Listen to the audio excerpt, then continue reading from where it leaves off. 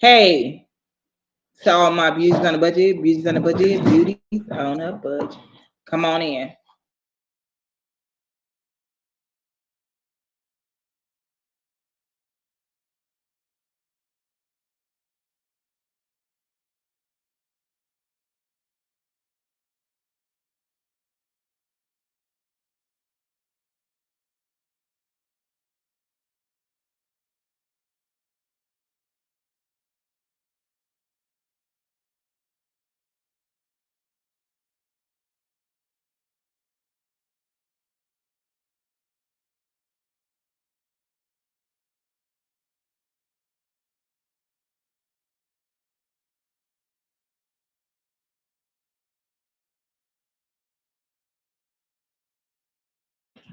Hey,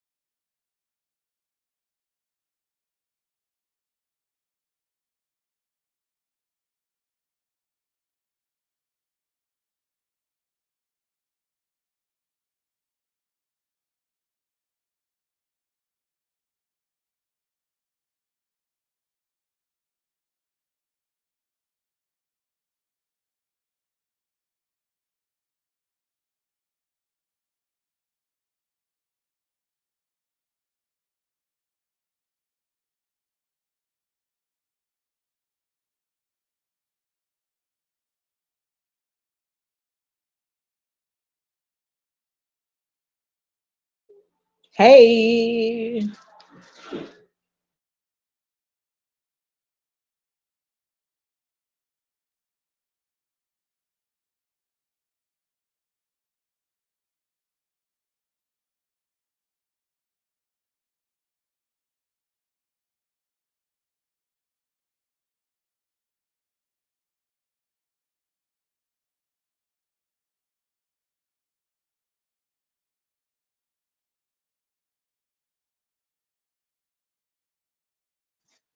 Swaggy, welcome. How you feel today?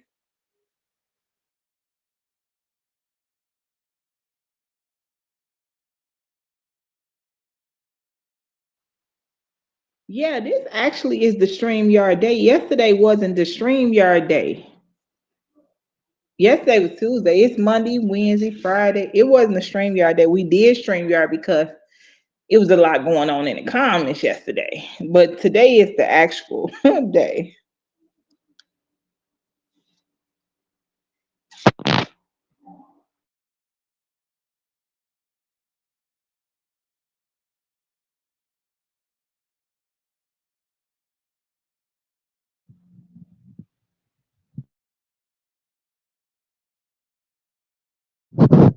Then I don't know. Maybe I should jump on the regular YouTube real quick and let them know I am here. Hosts who do the most for show. Hey, I like it.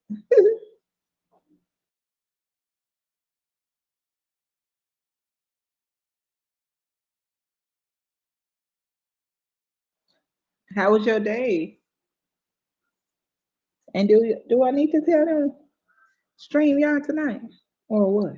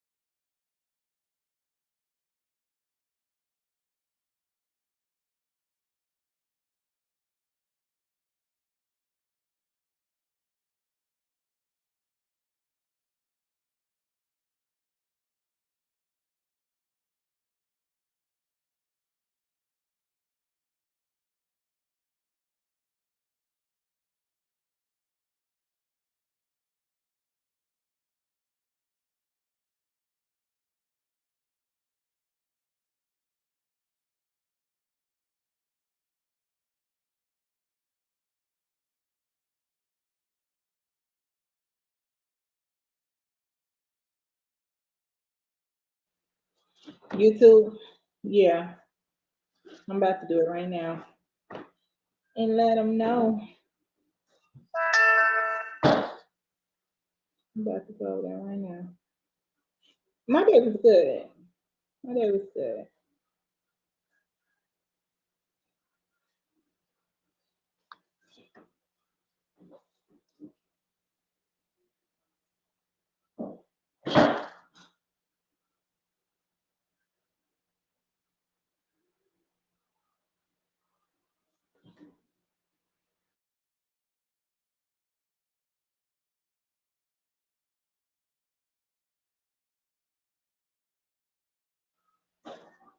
Yeah, well, it's a regular day, but I said it when I was just on live a couple of minutes ago.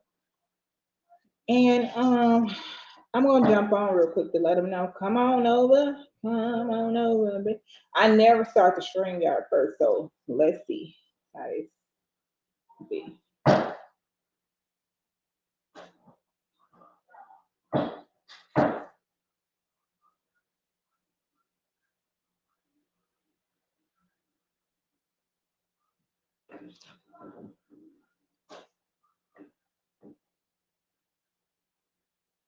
Hey, my beauties on a budget, beauties on a budget.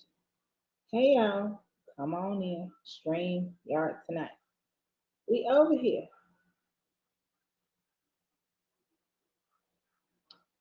Okay, let's see what happens, Swaggy, because we gotta wait for him to come in and build it for a little bit.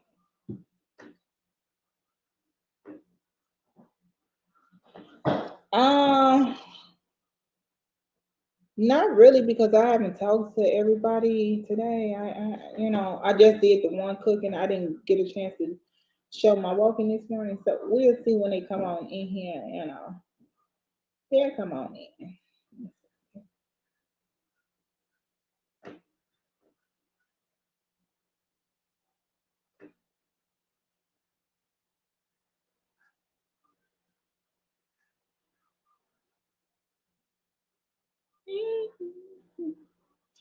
Yeah. So let's see.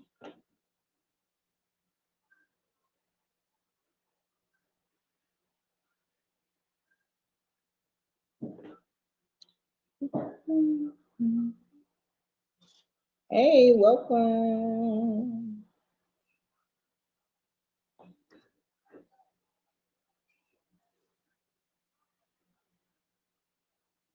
Yes, I am in a different part. Left out loud. Hey, Val, welcome. Yeah, I'm seeing you in a different part. Because I just got to clean this kitchen. And if y'all know about cleaning, I don't know. It took a little. Val know. Val, when every time I be cleaning the kitchen, I be thinking of you. Like, do I really want to wash these dishes? I don't think I really want to wash no dishes either.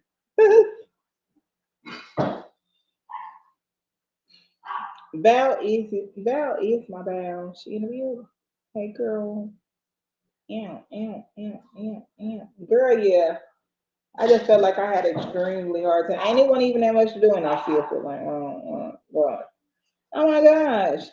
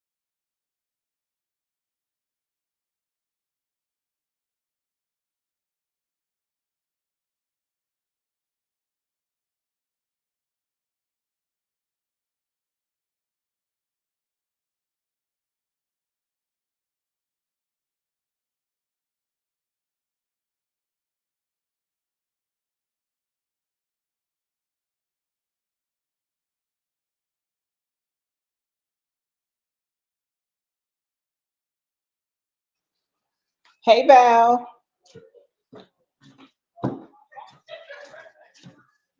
Mm.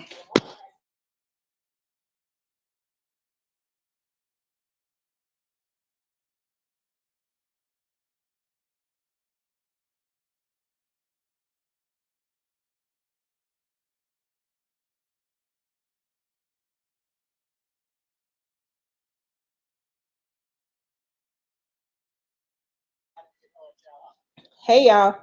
Listen, the same question I was just asking, um, that I said that, hey, y'all, the same question I said I was going to ask my mom.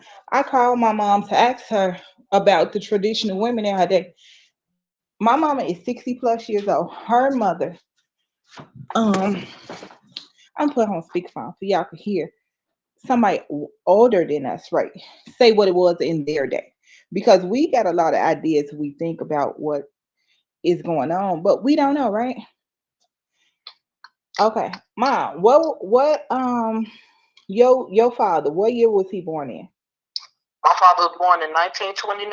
What year was your mother born in? My mother was born in 1934. Okay, in their day, and when you was a kid, did your mom work? Yes, she did. What? So she was considered a traditional woman though, because what did she? And she still got out and worked Mm-hmm. and took care of the house and took care of 7 kids. Mm-hmm. Get off of work and come home and cook Mm-hmm. and do whatever she had to do in the house Mm-hmm. after going to work. Women's back in them days didn't just sit home down in no house. Mm-hmm. They worked it just like the man did. Well, in our day, Mama, a lot has been told that a traditional woman, when we was kids, Mama didn't work. She only took care of us and cook, clean. I didn't never know she had a job. There was a lot. Well, I guess the millenniums or the boomers or whatever generation came after that, they didn't get a chance to see them women work like you did. Well, I got a chance to see it because my mother worked down at the Marriott Hotel. Mm-hmm. And my father used to go down there and pick her up. But about when Mama started working, all the kids had got grown then. Mm. So she didn't work when you was a kid. She started working when you was getting No, grown. she still worked when I was a kid because during Christmas time, my father said he wasn't spending his money, Mm. and my mother would have to get up and go get a job and do Christmas for us. Do you think that's why a lot of the women of the older days would tell women to get their own money because they couldn't depend on the man? Right. Well, a lot of back in my mother days, women wanted to make their own money. Mm. Because if the man got out there and made all the money, you stayed home and you did what he said do. What was wrong with that? Back That's what back the in back in my mother's day, women was real disciplined. right, but that's what the Bible say. But now, women's not disciplined no more. Why? That's because the men's gonna get out and it's a 50-50 thing now. Mm-hmm. See, men's used to be the web renter, not no Uh-huh. more. So you saying when your mama worked, she didn't go 50-50? No, that was her money, and she got to do whatever she wanted to do with it. Because my father still took care of the house and all the bills.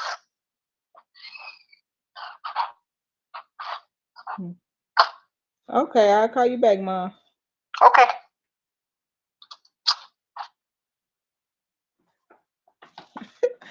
Did y'all hear the conversation with my mom? She's six, like I said, she's 60 plus. And like I said, I don't know everything because I wasn't in them days. I wasn't there to know.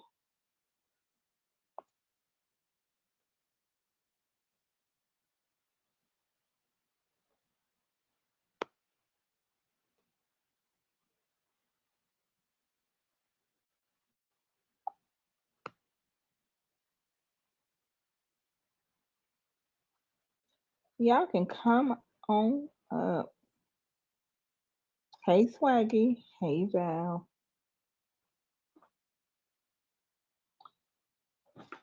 Val has said something to make me think, huh, well, was a traditional woman working? Huh. I don't know. Let's ask.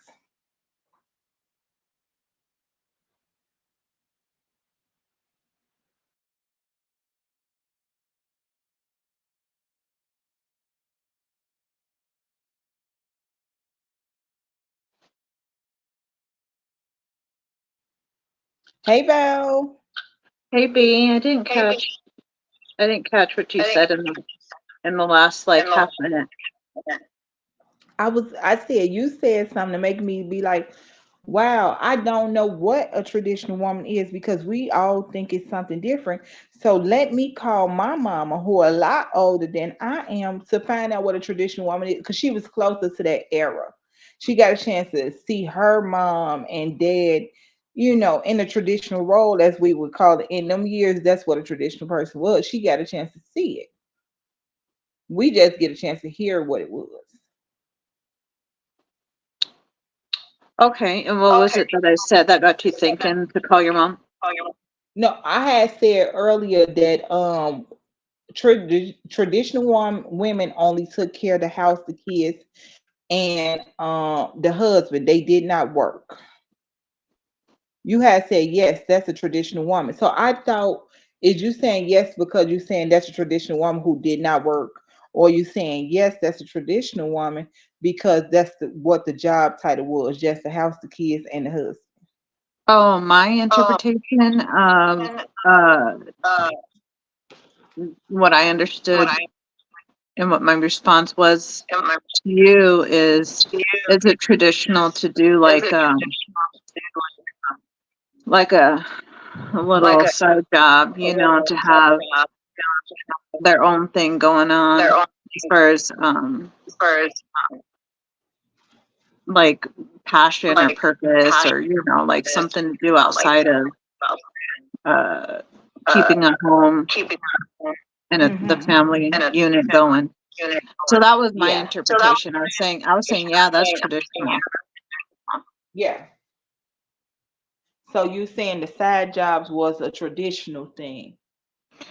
I would say yes, it just depends on how much a mother is willing to take on. Meaning that Yeah. she was expected to do both. Don't let one or you don't let the job like outside the home affect how well you're running your house. Does that make sense? Do you understand what I'm saying? Yes. Swaggy had said my mom had a job when I was growing up, and then he said I think we should stop all these labels on folks, especially if we aren't going to. You know what? The thing about the labels is they are used to separate women, and in separating them women, it's for the women can battle and argue amongst themselves.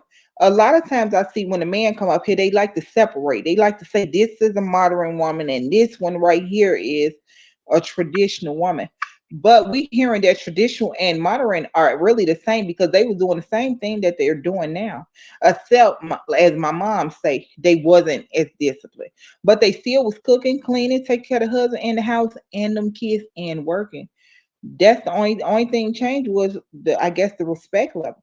But other than that, they like to say that people going to get their own bag. But my mom said that they was going to get their own bag too. Then Right. Like I said, you said it in the same way. You said the same thing in a different way. So I think back then it was expected that the women took care of the entire Mhm. household, regardless of what she Right. had going on outside. So it's okay for her to chase the bag if that's what she wants. But hey, there could be also like the families where the man might pick up the slack just because she deserves to have her own. And so he might like do the dishes here and there, um, like for example, today I was feeling a little guilt. I was not, when I say I was feeling a little guilty, I did feel guilty when I asked my husband, "Hey, can you um he came into the kitchen while I was cooking and preparing the protein for dinner, and I said, "Hey, could you help me out and um shred the cheese and I asked him to do two things." And I said, "Never mind." I immediately responded to myself. It was like I was answering myself. I said, "Never mind, I'll do it." And he said, "I don't mind helping." I said, "I'm just being lazy." He says, "You're not being lazy. You're asking for help, and that's okay. I don't mind helping." And I said, "I feel bad because I should be doing it all." He's like, "Well, it's not lazy. It's okay to ask for help once in a while." And I said, "You're right. I just feel some type of way about like, what am I doing all day if it's not, um, cooking the meals and cleaning the kitchen, and you're the one who is like in your, this is me just thinking, I didn't tell him this, but I was like, you're working, you know, 9 to 5, pounding away at the keyboard, listening to conversations, like just holding it down at work. Um, when I'm just like, what could I be doing? Maybe I'm reading. Maybe I'm scrolling on my phone. It's idle. It's sedentary. I'll walk the dog. Depending on the day, I'll go to Zumba. And then I'll do some meal prep and I'll make different, like just put stuff on the stove and get it all cooked up, ready for a meal for the family here and there. So it's like, for him to say it's not lazy for you to ask for help. I said, I didn't take the criticism well, I guess. It was more like I was feeling guilty. If I'm being 100% honest, I was thinking, you work so hard, and here I am complaining about being lazy. What have I done today? You know?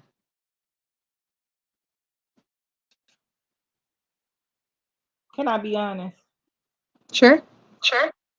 That don't sound like Val talking. That sounds like somebody that was mean to Val talking, and you talking through that person. That sounds like somebody else used to criticize you, put you down, and you sucked that up, took it, and every time you feel like you need help, because that person didn't give you help and told you these things, that you still don't know how to receive help.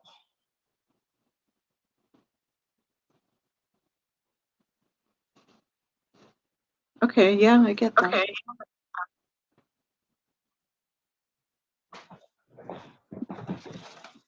After somebody beat you down so much, we start telling ourselves these things without that person even being able to be around us or attack us anymore. We start kind of attacking ourselves as if that person is still attacking us.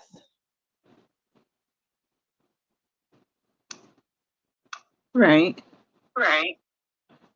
Those core memories Those that corporations that arise from time What to do time, you? I'm sure, kind of just Yeah, just override override our or the logistic logistic point of view. We point get of view. emotional Get and then emotional and start calling start ourselves different names. I guess it was a little deprivating separating, calling myself calling lazy. myself lazy. yeah. And B, I'm hearing And be some feedback. There's some back. bad There's some echoing bad happening on my side. I I'll don't be know right if you back. can hear it. I'll be right back. Okay, run for the Okay. hills, Big Papa. Run.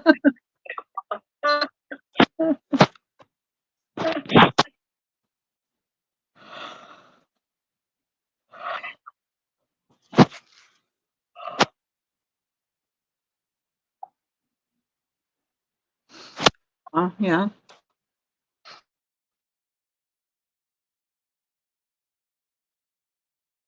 That was an eye opener, B, if you can hear me.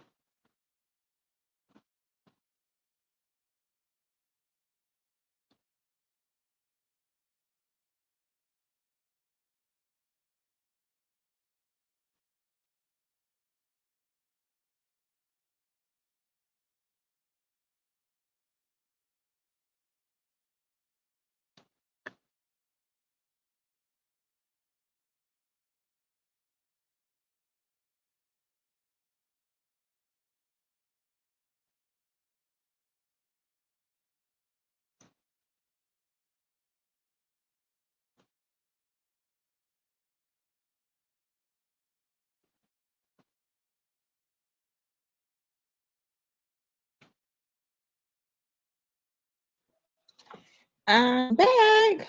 Is it better? I'm not sure. Let's test it. Testing, testing. Perfect. Okay. Okay. So yeah, that was an eye Okay. opener, B. I was doing some reflection while you stepped out for just a bit and remembering some things that come to the surface, and that was I was called a lot of names by my former spouse, my children's father, because I was like, you know, doing it all, including like nursing all of them and cooking the meals and cleaning. And if I fell off for a minute, Yeah. I'd be called fat, lazy. Right. Oh man, allergies are strong with me today. Okay. So yeah, I feel like maybe that is a root of where my guilt comes from. Yeah. Because the moment you say you coach yourself, it's because you didn't want the consequence, the discipline of somebody telling you these things. So let me catch myself. I'm sorry I asked you for help. Please don't help me.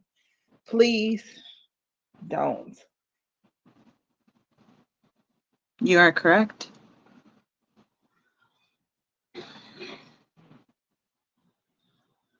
But yeah, All he's more right. than happy to like cook sometimes and clean sometimes, like Swaggy C said. It's like, marriage is not always 50-50. Like sometimes it can be like 50, 55-45, 60-40, 20-80. Yes. It's How do you it's that get to the ability to discern, just have that discernment, and really have to push yourself to do more than what you usually do, knowing that you're gonna, it goes both ways. I might need that some days where it's not gonna be, I'm not gonna put my full self into the relationship, and then he'll have to pick up the slack, not have to pick up the slack. Um, like there's pluses and minuses always, but it kind of like evens itself out, if you understand what I'm saying. Yes, I do. I sure do. I'm reading Swaggy's comment. You want to read it? Go ahead. Swaggy C says, my dad would also help me get, excuse me, my dad would also help get me and my younger brother ready for school every morning as well. Help us with our homework every night. It wasn't just always on my mom's to take care of the house. Yeah. Because when you lead by example, that's when you're creating, well-rounded Yeah.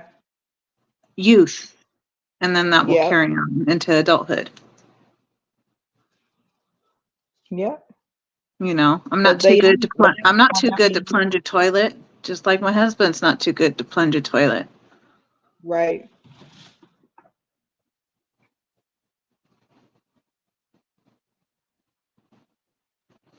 Yeah. So you see.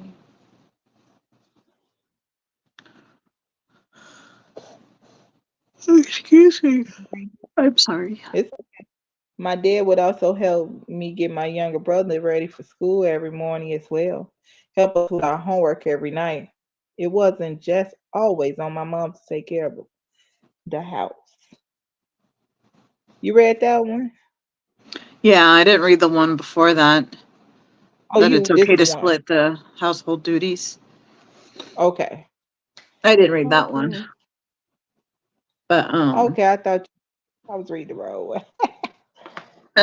Yeah, because Val is kind, so Val have to learn that whatever people spoke to you about you, you speak kind to you.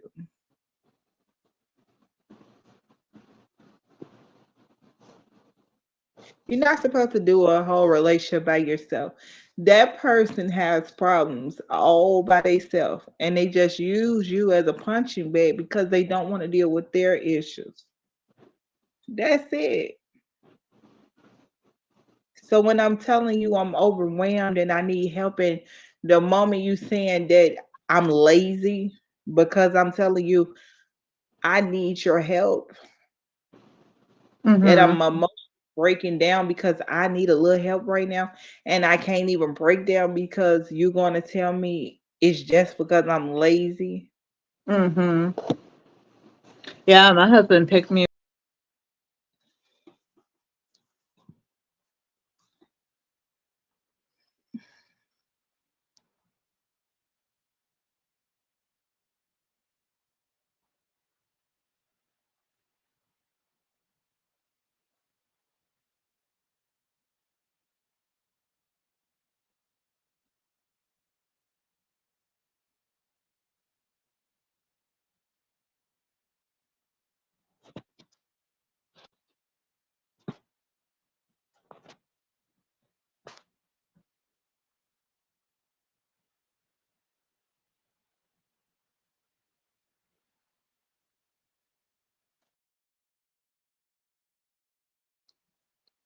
You back? Yeah, girl, sorry. I went to go check out the comment and I mistakenly touched the leave icon.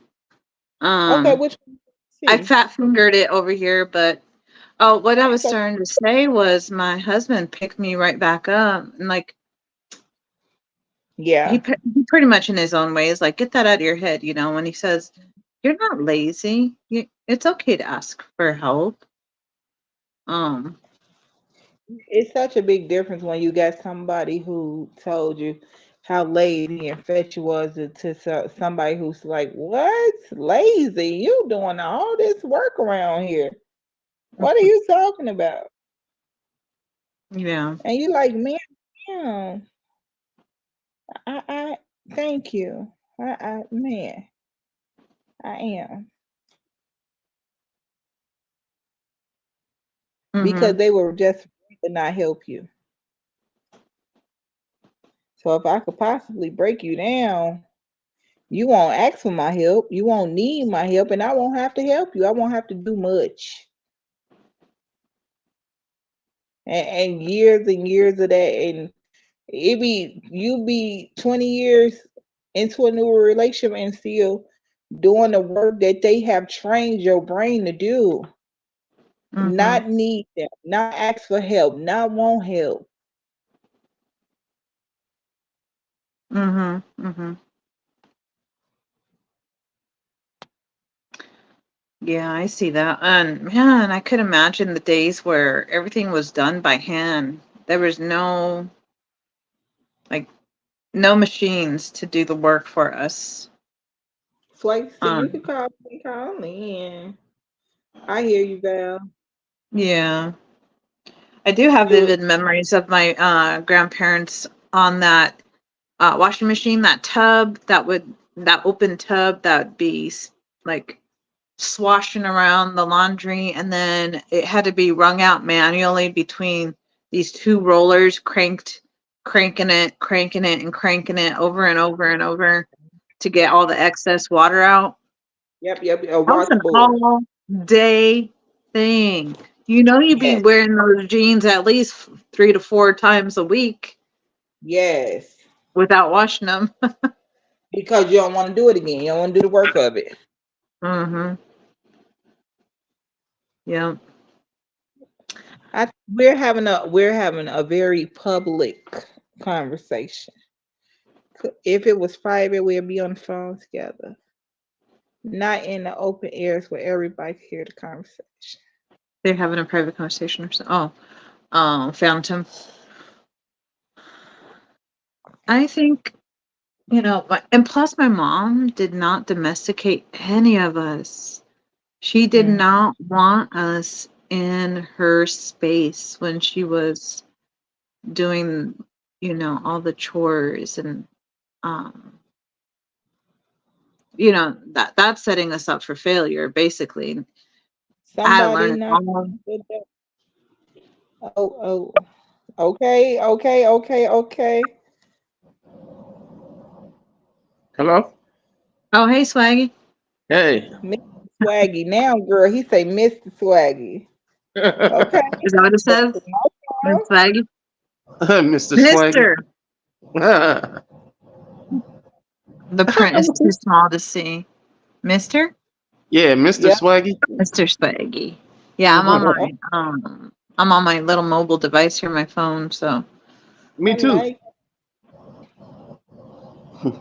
So Okay. traditional, that could be like, even like, okay, so my husband's side of the family is mother and father.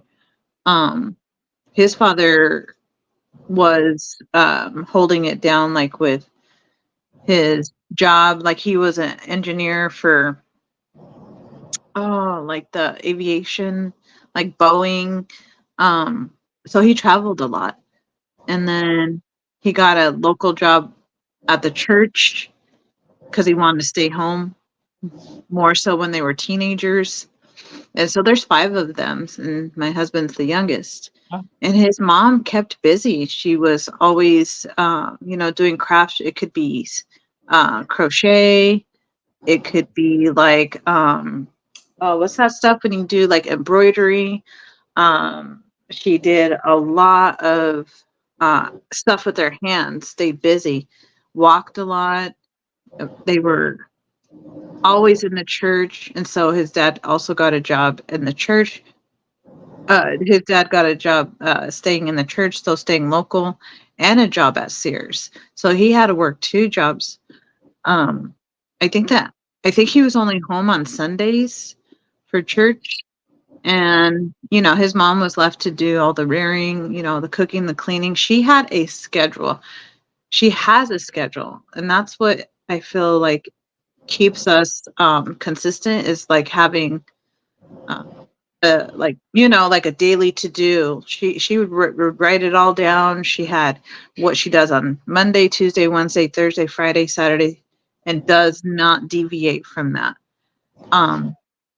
Like say Monday is like clean all the bathrooms, and Tuesday is like dust, and then Wednesday is like vacuum, um, you know, and mop and sweep, and then it was to the T. She has this schedule that she sticks to, and she would do all this stuff with her hands, right?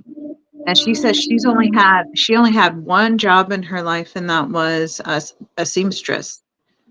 And that's another thing she does. She does a lot of seamstress stuff. Like she could make anything. If you give her a template, she'll make it. And so like she did a seamstress job for, like, she said she only did that for like a year, and she did not like it because it kept her away from her wifely duties. She would feel stressed out from having to do that, and of course do all the stuff that was required to get the kids fed before school, get their lunches packed, have dinner ready, clean the house, all that. So like I said, it just depends. Do we have the luxury, depending on the household, and if you're willing to make compromises as far as take on more than what you usually do? It just depends.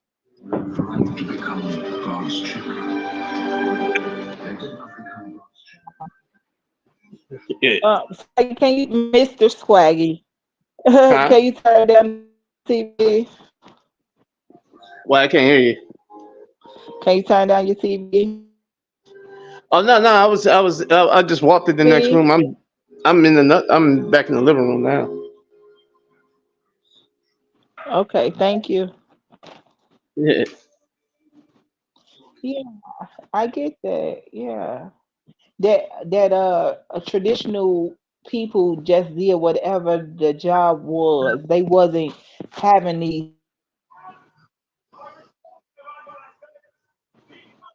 Man, I wonder if the people back in the day actually stay in called the house and themselves cook and traditional. clean or what. No, they didn't call themselves traditional. They were like, I'm saying man, as we call. right? And then it's like, if, even if you did call it traditional, why not just call it a traditional family or whatnot? Right, Because right, the family consists of both parents, like the guy in it. Because we don't have to like nobody even knows what a traditional man versus a modern man is, right, right? So it's right, like, so why is there even a such thing as a traditional woman? And does that even right. apply for the world, or is that just Western terminology? That's what I'm saying because we the ones use it, and that's Like in what I Africa, want. are they going around talking about, man, we're traditional women and we're modern women, or anywhere else in the Prehistoric days. West?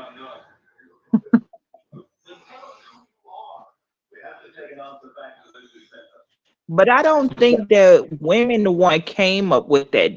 That's something that a man came up with, like I said, to separate women from one another. Right, but y'all run with it though.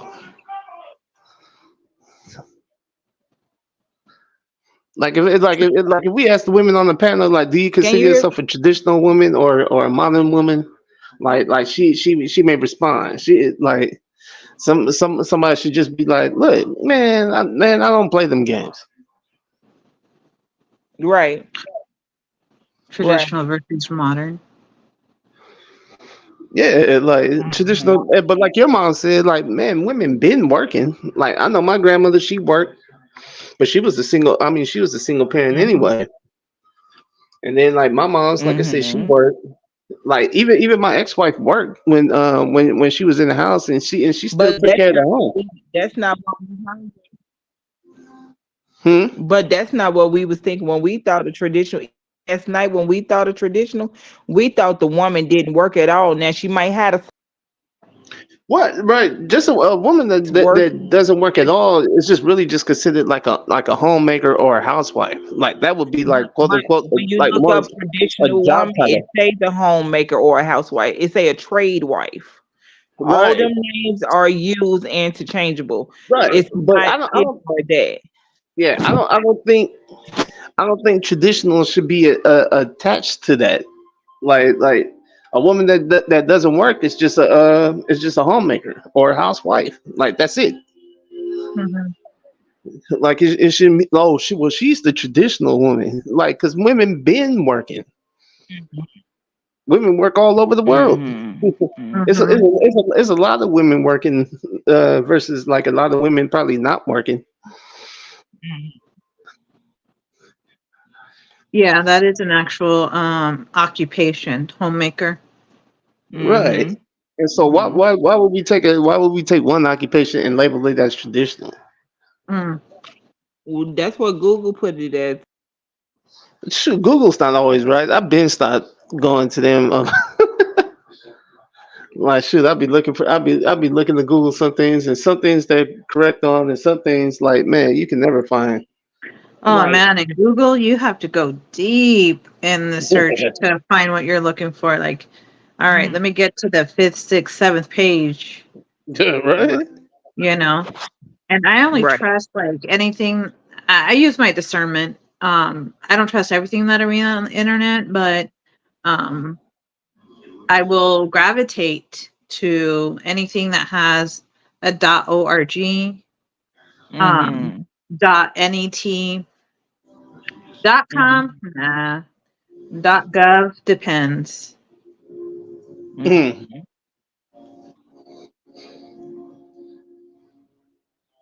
And you got the .edu and all that, but I gravitate to the .org because that website's not getting monetized. Mm. I didn't hear you. Oh, I was saying the .org is what I gravitate to because they don't get monetized. Oh, okay. Mm.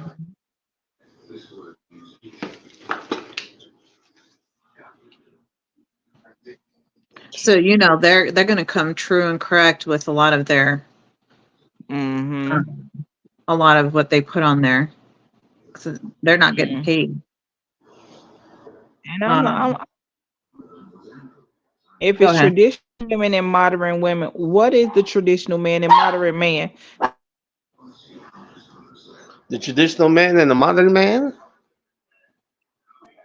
Yes. There is no traditional man and modern. He's just a man. That's it. But that's not what my mom said. My mom said in her day, the man would take care of the money that the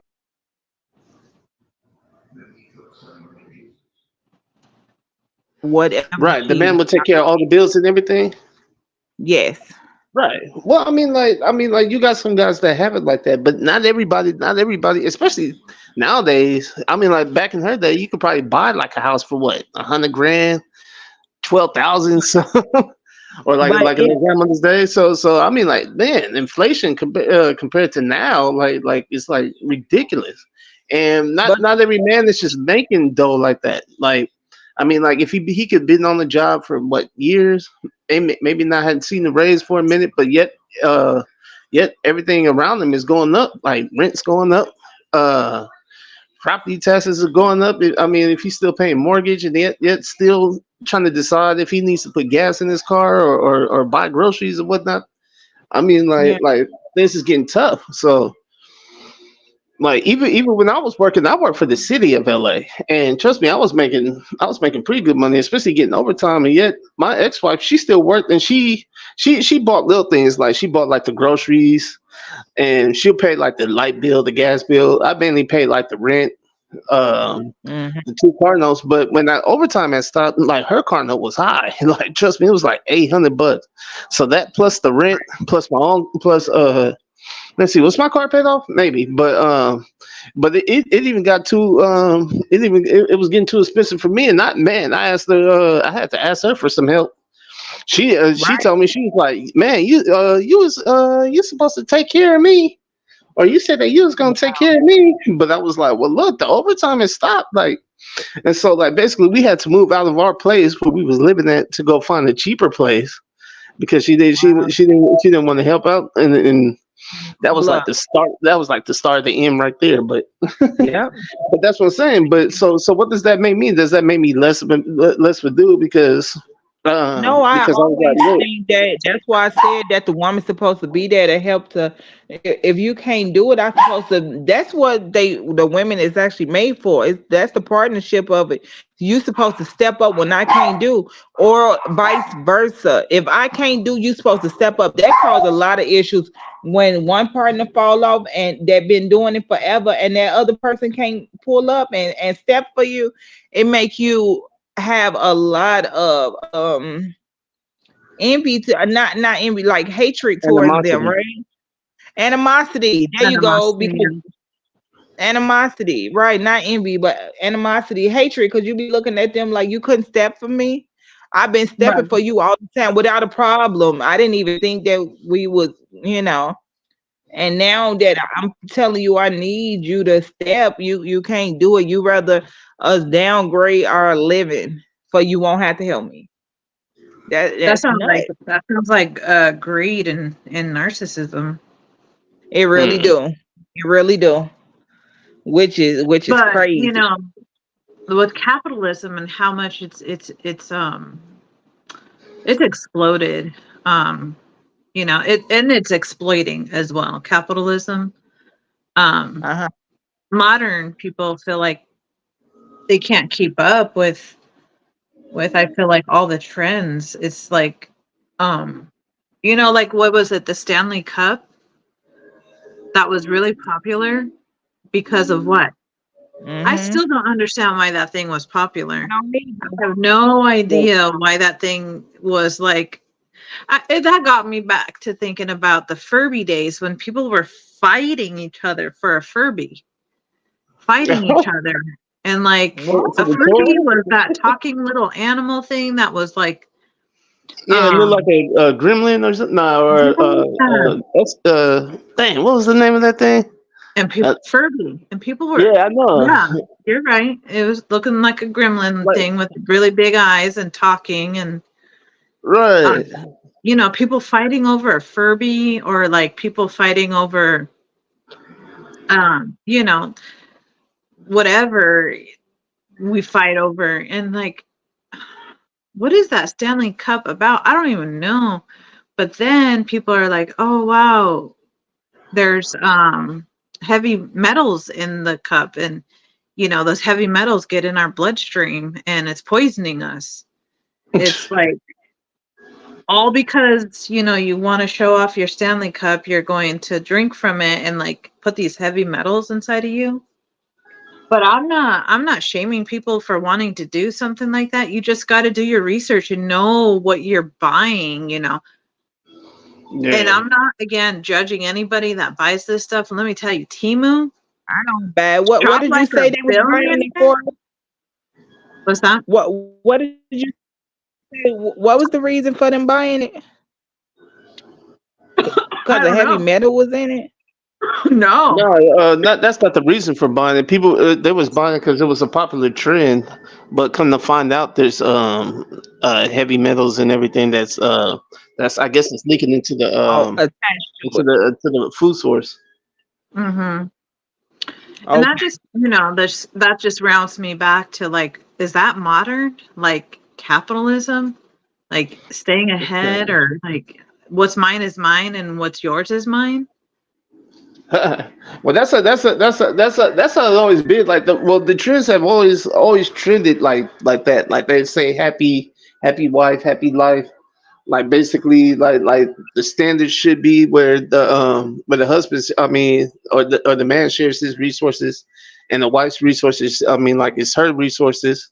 Then they had happy spouse, happy house. So it's like Yeah, yeah, yeah.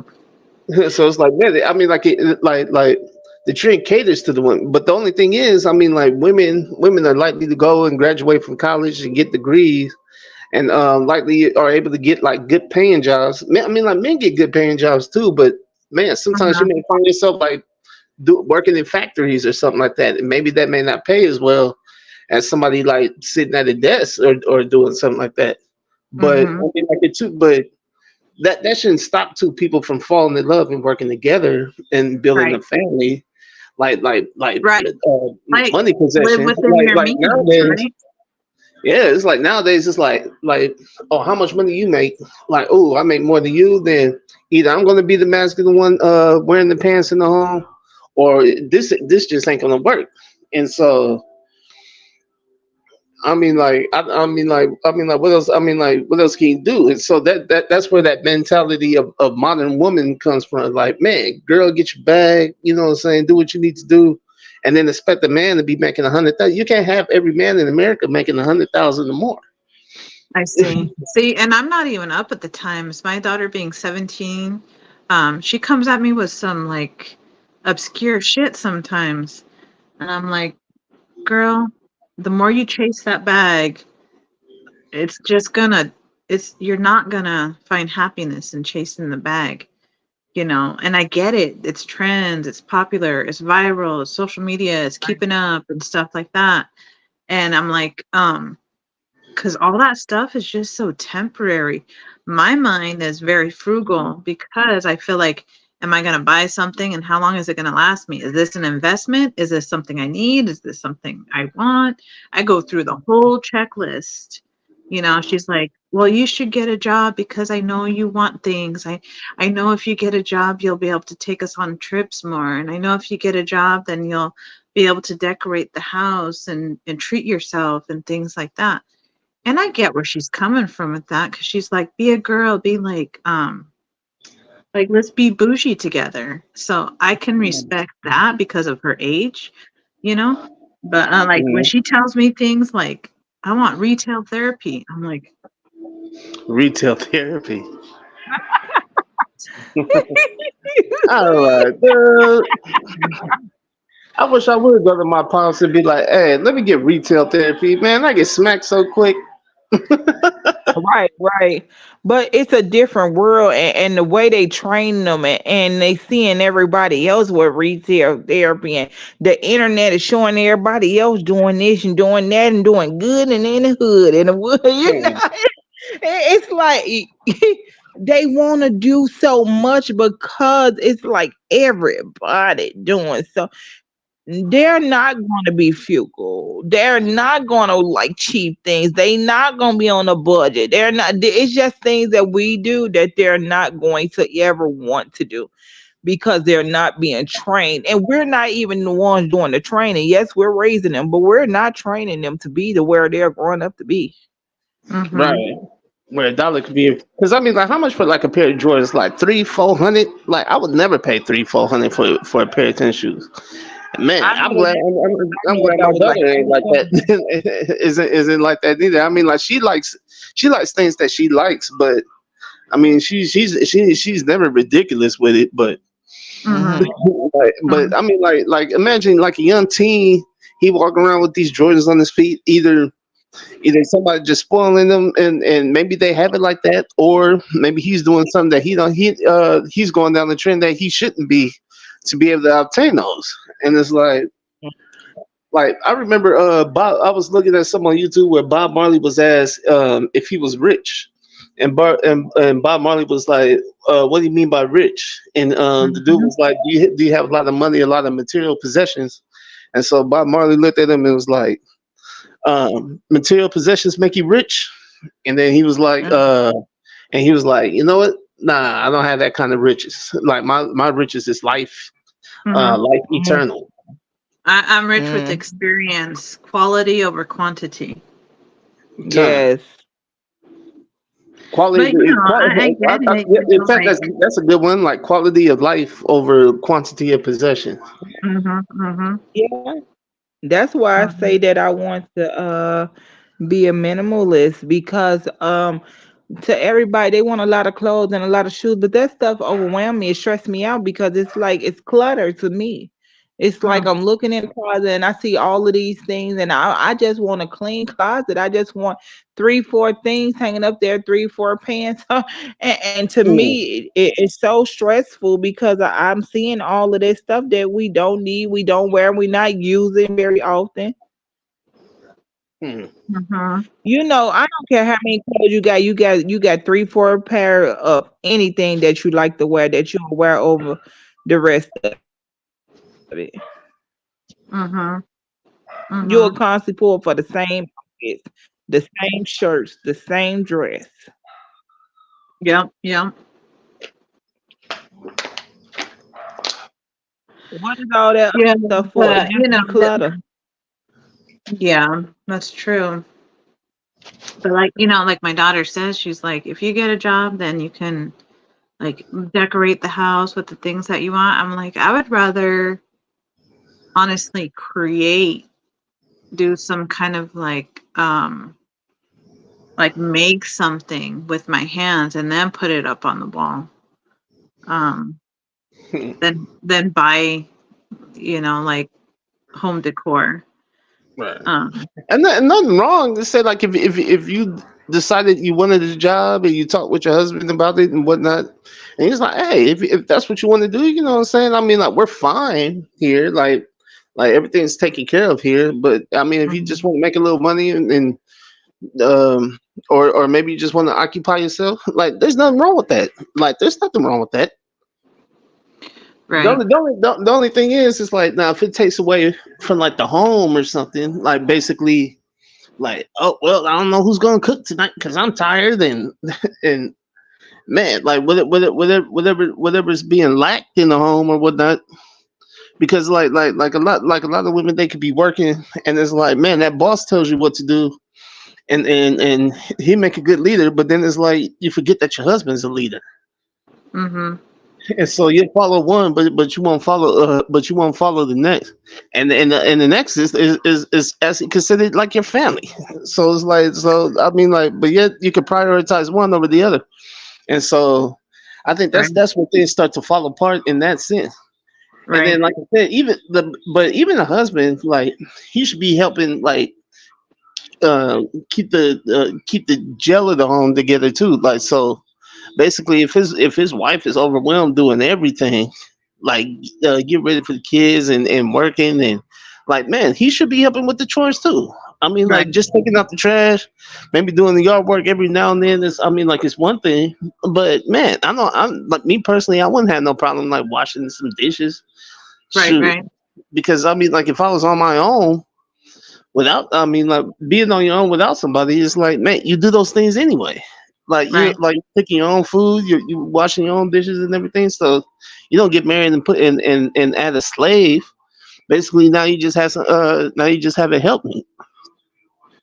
Yep. Yep. So, You're Yeah. not wrong. but You're not wrong. You know, he will tap in when he sees that I'm overwhelmed. right, like you don't want all well overworked and overwhelmed and tired, and then that way I mean like you can't enjoy her Right. Yeah, like in leisure. exactly. Because if she doing so much work and by the time she gets to you, she's exhausted. Right. All Right, she want to do is sit there and be quiet. Don't even touch me. Please don't touch me. Oh my God, I right, need a because little just for it's me. Just get your hands on me, please. Let me just think. right. It's like a job too. It's like that like Val has said, like that's actually considered an occupation. Like like Yeah, it is. like doing that.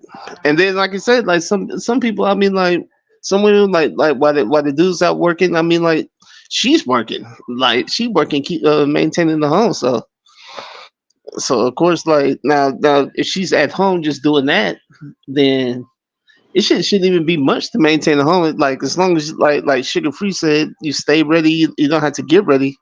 It's like basically if you keep the home clean and straightened out, then you shouldn't have to be cleaning it every day anyway. Mm-hmm. Mm-hmm. Right now if you have like little kids that you allow to run around and I mean like they're like a little tornado in your house. Like as soon as they get in there and then you clean up after them, then well yeah you're gonna be doing some straightening up every day, Mm-hmm. but if you don't have small kids, I mean, like, shoot, if you vacuum and polish one day, you don't have to do it the next day.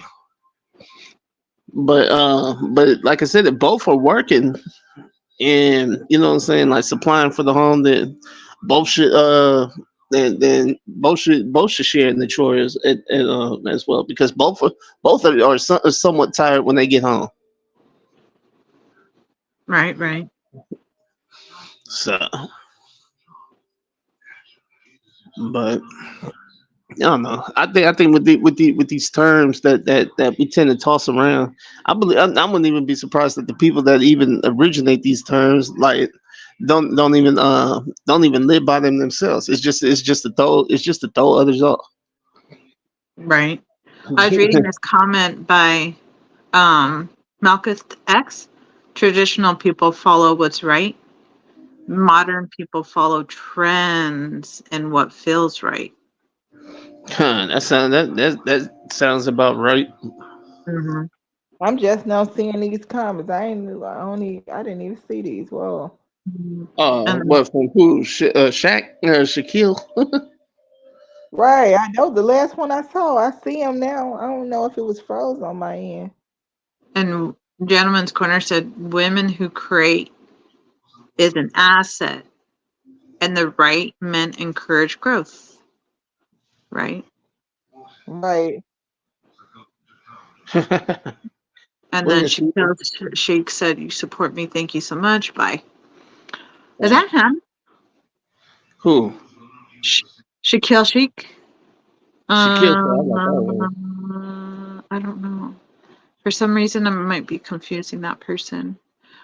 He Anyway, said a long time ago. What mentors a long time ago? Traditional women want to and love being a woman. Modern women want to be men and do what men do. That was That's the yeah another thing. that was the kind of general sense I was getting. To me, I mean, like it's just like you don't really have grown folks or maybe you had some that just be like, man, yeah, go out there and chase you a bag and all this other stuff. I don't even know exactly what a bag is, to be honest. I think it's just a lot of money, but I don't know how much that even is. Like, man, I'm out of that train, you know? Like, you should have told me that like 20 years ago, 25 years ago. Like go and get you a bag. I'm like, Modern man, women have become what they Well, are the due to the internet. absence Oh, go of ahead. real man. X. Wow, I agree with that. You agree, Gentleman's Corner? I don't even know what you agreed on, but thank you. Because listen, I agree. I agree, I BB. miss this. Look at Shaquille. Look at Shaquille. Shaquille never called. Shaquille said he doesn't call in because he I guess because he doesn't speak What up, English that man? well. I've been ignoring y'all. I just need to see these comments. I don't know what myself was frozen. So Uh, sure, tell modern GC to call on oh in. man, like women. Oh, child, X. Oh, child. I wish I would have saw these a little sooner. I hope y'all seen that bill. He say moderate men don't mind being like women. Oh, child. Is Well, that what is explain that. is that what's called a modern? So basically, a modern man is a beta. I'm Modern guessing man and so. feminine. A Oh, modern man is a feminine man, like basically. That's no bueno. Right? I mean, like that's modern times for you, like man, and not I don't even agree with all that. I mean, I'm you got a little bit of everything in this world, but I'm pretty sure most men wouldn't call themselves feminine betas. Like I'm a yeah, feminine beta man. people Like without shoot, you're a nasty feminine beta man by yourself. man. Oh, child. Y'all Well, had something to say is it on because men think that women have it easier? Men have it easy, or women have it easier. Is that why modern men these days don't mind being like women? Is because they think that women have it easier? No, he was saying that modern men are basically want to be like women. Right. Then that Whatever poses that. the question: a lot of them is it do. A because lot it's of them easier do to be think a women woman? have it easier. What, that women have it easier in life? Yeah. Um, maybe in some instances, but not in every instance. Like everyone has their difficulties. Growing up, like I can't speak for women because I'm me. I'm not a woman, but like as far as a guy, I could see where we have like a lot of well, it's a lot of things that we have to deal with. Like for example, like once you become a man, it's like man, you really should be out there like on your own. It's like man, and then it's like a lot falls on you, especially if you're looking outside for everyone to approve of what you're doing and all this other stuff. And it's like basically it's like you're doing it on your own. Don't be coming over here like crying and whining over here. Like man, what's wrong with you? Like get your act together, brother. Like shoot. That ain't let them cry, child. Just let them cry. Like shoot, they tell the man, that man, don't let her see you crying. Like man, she gonna look at you as weak. Like man, you gonna have to fix it fast. Women don't look at men as weak. We look at you like, man, you emotional. Wow, you got a heart. Wow, I can really share things with you because you could share things with me. Huh. Hmm. And see it, Yeah, there man, definitely is that's a time and a place for that. But I agree with you. Like, it's okay to cry. You know, Yeah. there's a time and a place for it, for sure, for sure.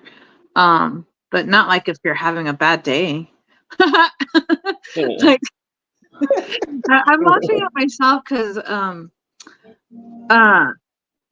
there's a lot of times when, yeah, it's the inner child in me that comes out and I have to control it because I wasn't allowed to cry growing up. Like, you know, like if you're gonna cry, I'm gonna give you something to cry about, or like that's what you get, yeah, right. stuff like that.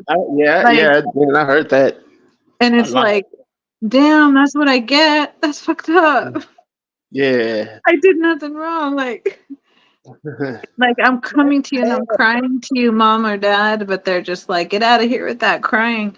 So it's like my inner child comes out sometimes, and I've gotten so much better at it. I am really, And really you try to focusing my energy on like using my voice, just being more like, just using the power of my voice and redirecting that like emotional, like energy that I have. I'm like, just use it in the power of your voice. Don't cry right now. Now's not the time to cry. You can cry later.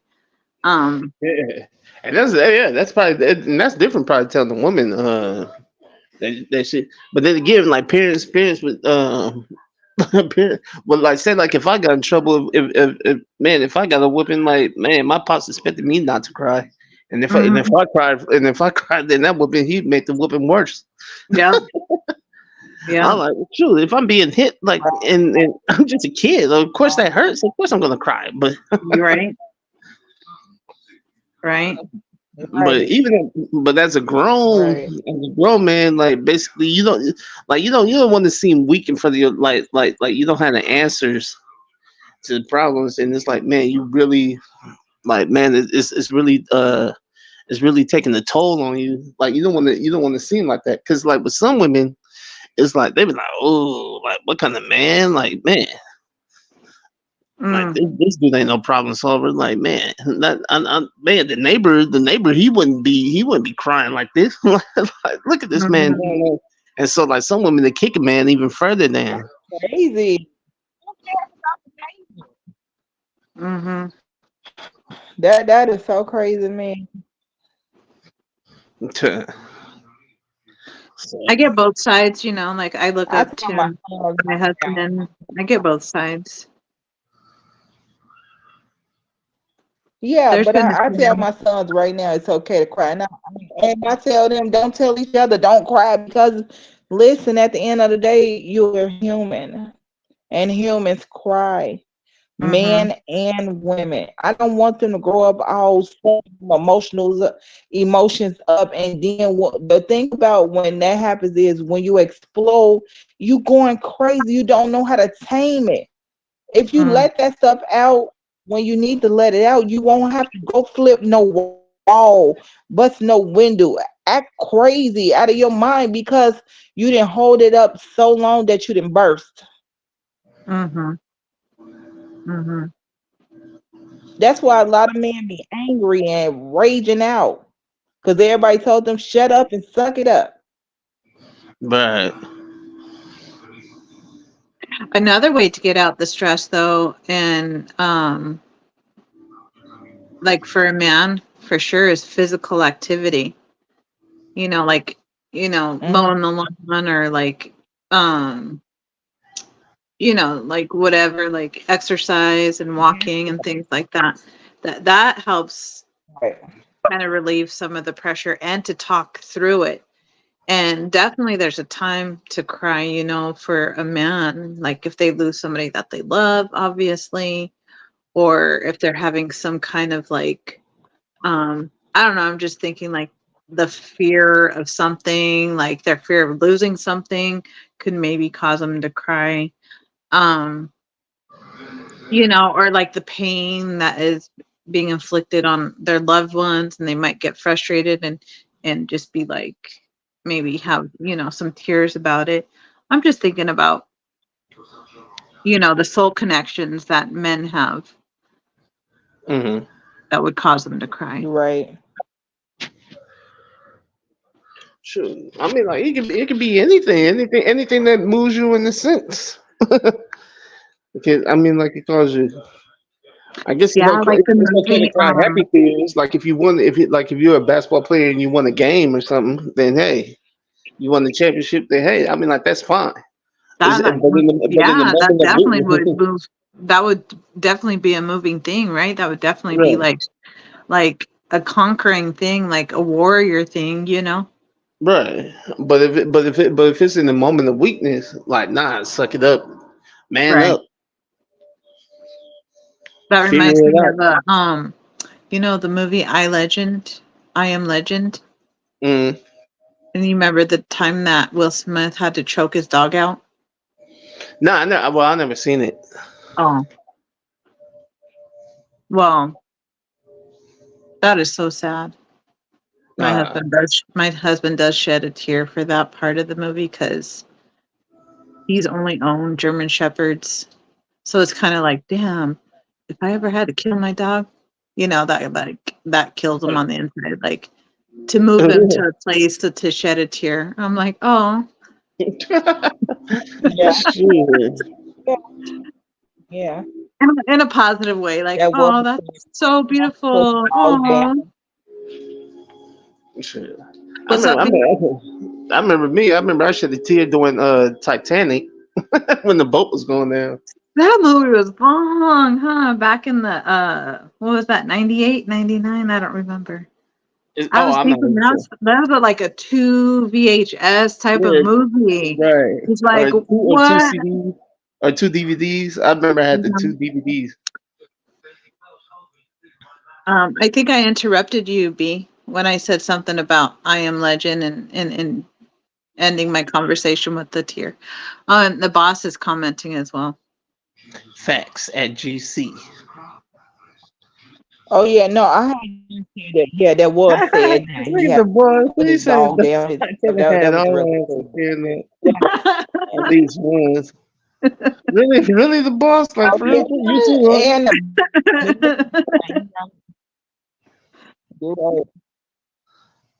I thought that was super sad because I'm like, why they both didn't live? And then to find out it was a real movie, it was a real story.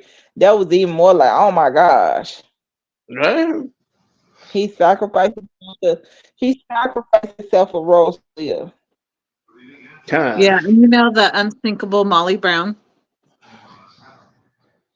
I never seen that one. Well, okay, she was on the Titanic, and the unsinkable Molly Brown lived in like the suburbs of Denver, and her house, which is still there, and I can picture it right now because I would drive up and down that street that she lived at. That house is huge in that neighborhood. It is gigantic, and it's a museum. And then she had another house downtown. So she had one that is like, like 15 miles from downtown Denver. And then she had one in downtown Denver.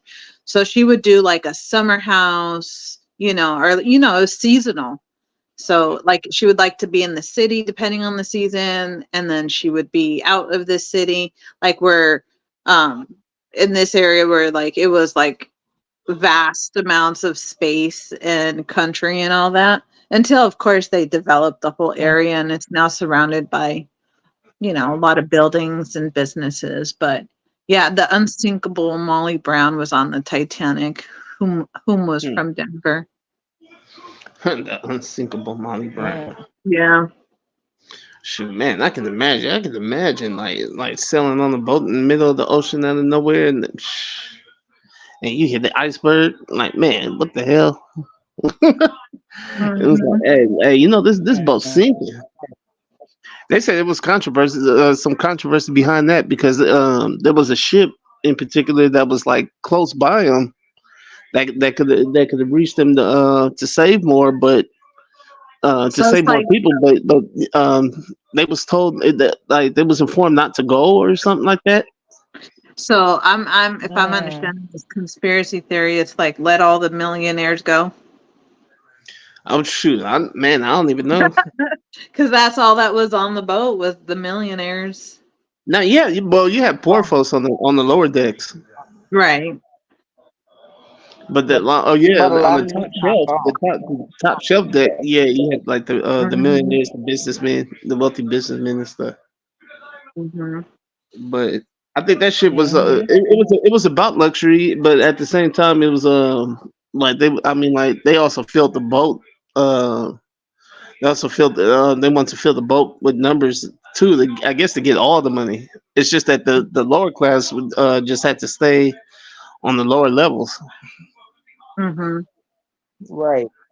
Shit, it was like a 2-class system on that boat, but which is crazy to me. But hey. Like imagine today's cruise ship, cruise ship. Like basically, if you wanted to take a cruise and you can only afford so much, you only have to stay on the lower levels and party like little pennies. Whereas the upper echelon get to enjoy the top part of the boat with all the pools, slides, and all the entertainment going on and whatnot. Like, man, Well, David, that's how it is in the sports arenas. You got the nosebleed sections, and right, then you got courtside. right.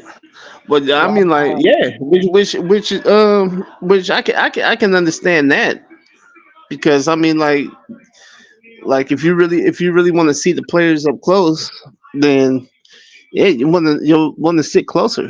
But I've been to one basketball game, like no, I've been one basketball game where I was kind of like, like the stadium wasn't packed, and so like I was kind of like in the middle section where you can clearly see like the basketball players and whatnot.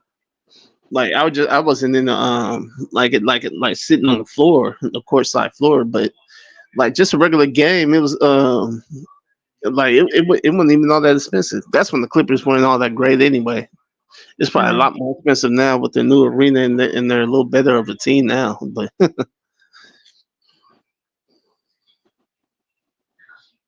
mhm. Child. look at gentlemen, he's like, yo T, you already know. Right. What's his name? What's his name? Gentleman's according to his accent, he reminds me of Teddy Riley from Blackstreet. Mm-hmm. Oh baby, oh baby, oh baby. That Blackstreet? Yeah, like was that was his name, right? Here comes the rum shaker.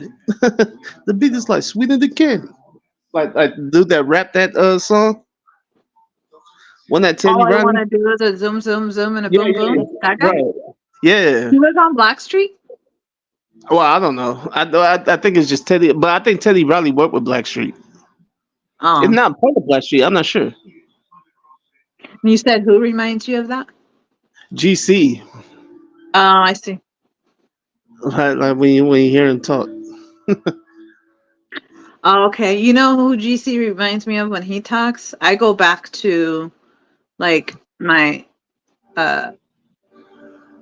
like 1997. That's where my brain goes to, and that is okay. So obviously he has that New York accent.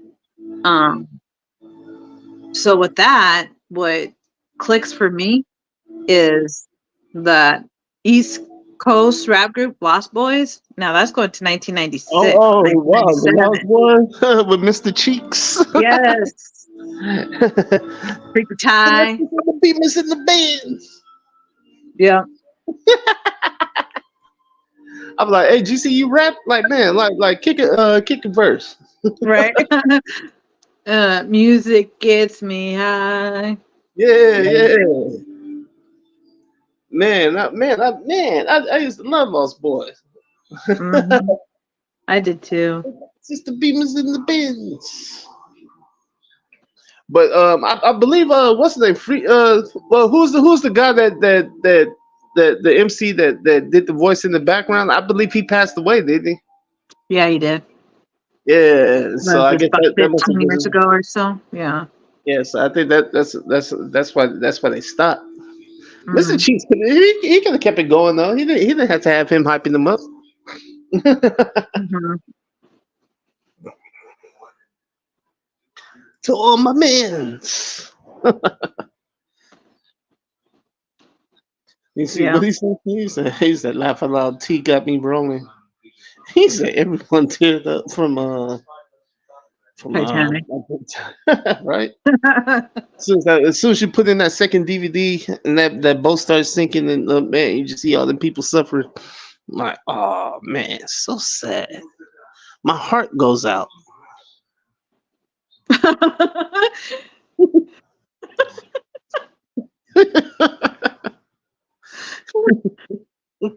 That was a sad movie. Right. It takes a lot for anything to make me cry when it comes to movies. Because for me, I see it all as it's too unreal for me. It's all acting. It's Right. not authentic. It's all so it depends though on the movie where I usually connect with movies that make sense to me that in the sense that I can relate. Right. Um But still, again, it takes a lot for me to connect with a movie and get me teary eyed. Right, right. Like shoot, some people can't read a good book. I mean, Hmm. I'm like, dude, that's a story written by an author, and it's not Hmm. an autobiography. Like shit, what you over there crying? I'm like, oh, there's such a. I'm like, man, like Yeah, I'm words on the gonna. page, man.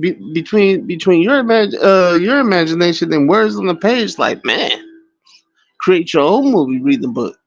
Hmm. Shit. Yep. Where did Beauty go? She I think we put her to sleep. uh Beauty come back. Hey, B, are you sleeping? I still. Okay, let me. Okay, now I see my screen. I had it on the comments. Mm. And she might be sleeping Nah, I doubt she sleep right now, but or she getting ready for sleep. or maybe she just walked away, man. Or she could be on mute, maybe dealing with something in the house. True. Yeah, because I'm sure she could like she's up, her screen is up, so she can hear us, Hmm. but we just can't hear her. So maybe she just muted her mic. You know, it was a really good movie I caught. Was that Quiet Place Day One, the one that was just released, well, recently released, I should say. Oh, okay. How And was it? it was good. I liked it. Quiet Um, Place Day One. so it was a really good story. Um, it ended beautifully. It Mm-hmm. ended so beautifully. I'm not going to spoil it for you. Have you seen the other two? Have I seen the other two? Yeah. Yeah. Me personally, I'm not a movie buff like that. So it's Oh, okay. like a whole lot of movies, especially nowadays. Like it's a whole lot of movies I ain't seen. Okay. And I love the way it ended because um the song that played at the end of the movie, and I think it's by down okay, so now that I don't remember the name of the artist, it doesn't even matter. Mm-hmm. The song, it's a new dawn, it's a new day, it's a new life for me, and I'm feeling good. Okay, that's how the song Mm, goes. mm-mm, mm-mm, mm-mm, mm-mm, mm-mm, mm-mm, mm-mm. Birds in the sky, feeling good. Something, something. It's a new dawn. It's a new day. It's a new life for me, and I'm feeling good. Hmm. Birds in the sky. Oh man, and I was like, I love that song so much. It's one of those like, you feel it in your soul when you hear that song. Bill Right. Withers? Bill Withers? I think it's Bill Withers. Oh, okay. But that's how the movie ended, and she sacrificed herself. She was dying of cancer anyways, but Hmm. um I shouldn't say like anyways. It was terminal. Right. And she was like, this is how I'm gonna go out. I'm gonna put on this song and I'm just gonna listen to it and I'm gonna enjoy this last moment that I have here on earth.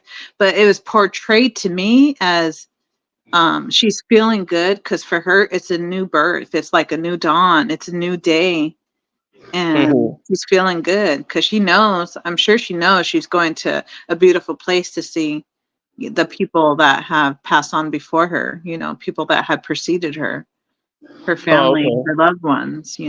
So Yeah. So basically, just making peace with yeah. with with her situation. Yep. Where in the beginning she was extremely bitter, like She was on True. fire in the beginning of the movie, but it all played out really good. And she, like, you know, did the whole New York.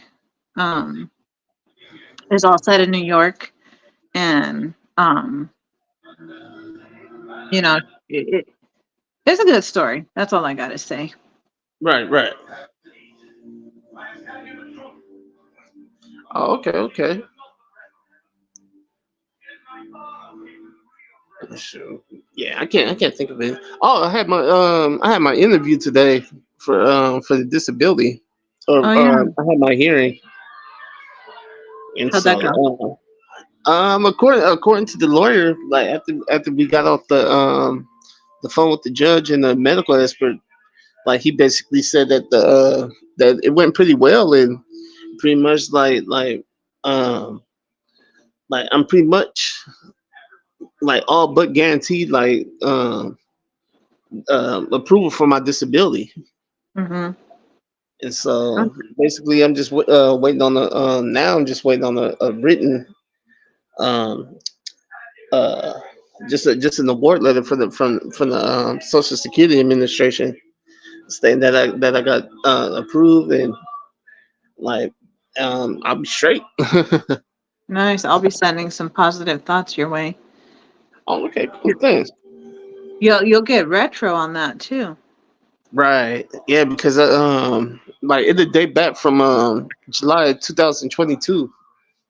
Yeah, you'll get So retro on that. yeah. They're all working out. Yeah, they said that they only retro like up to a year, but I'm not because it'll be 2 years. But either way, I mean, like, shoot, 2 years without working or doing anything, no cash in my pocket, like, well, it's just 2 years too long anyway.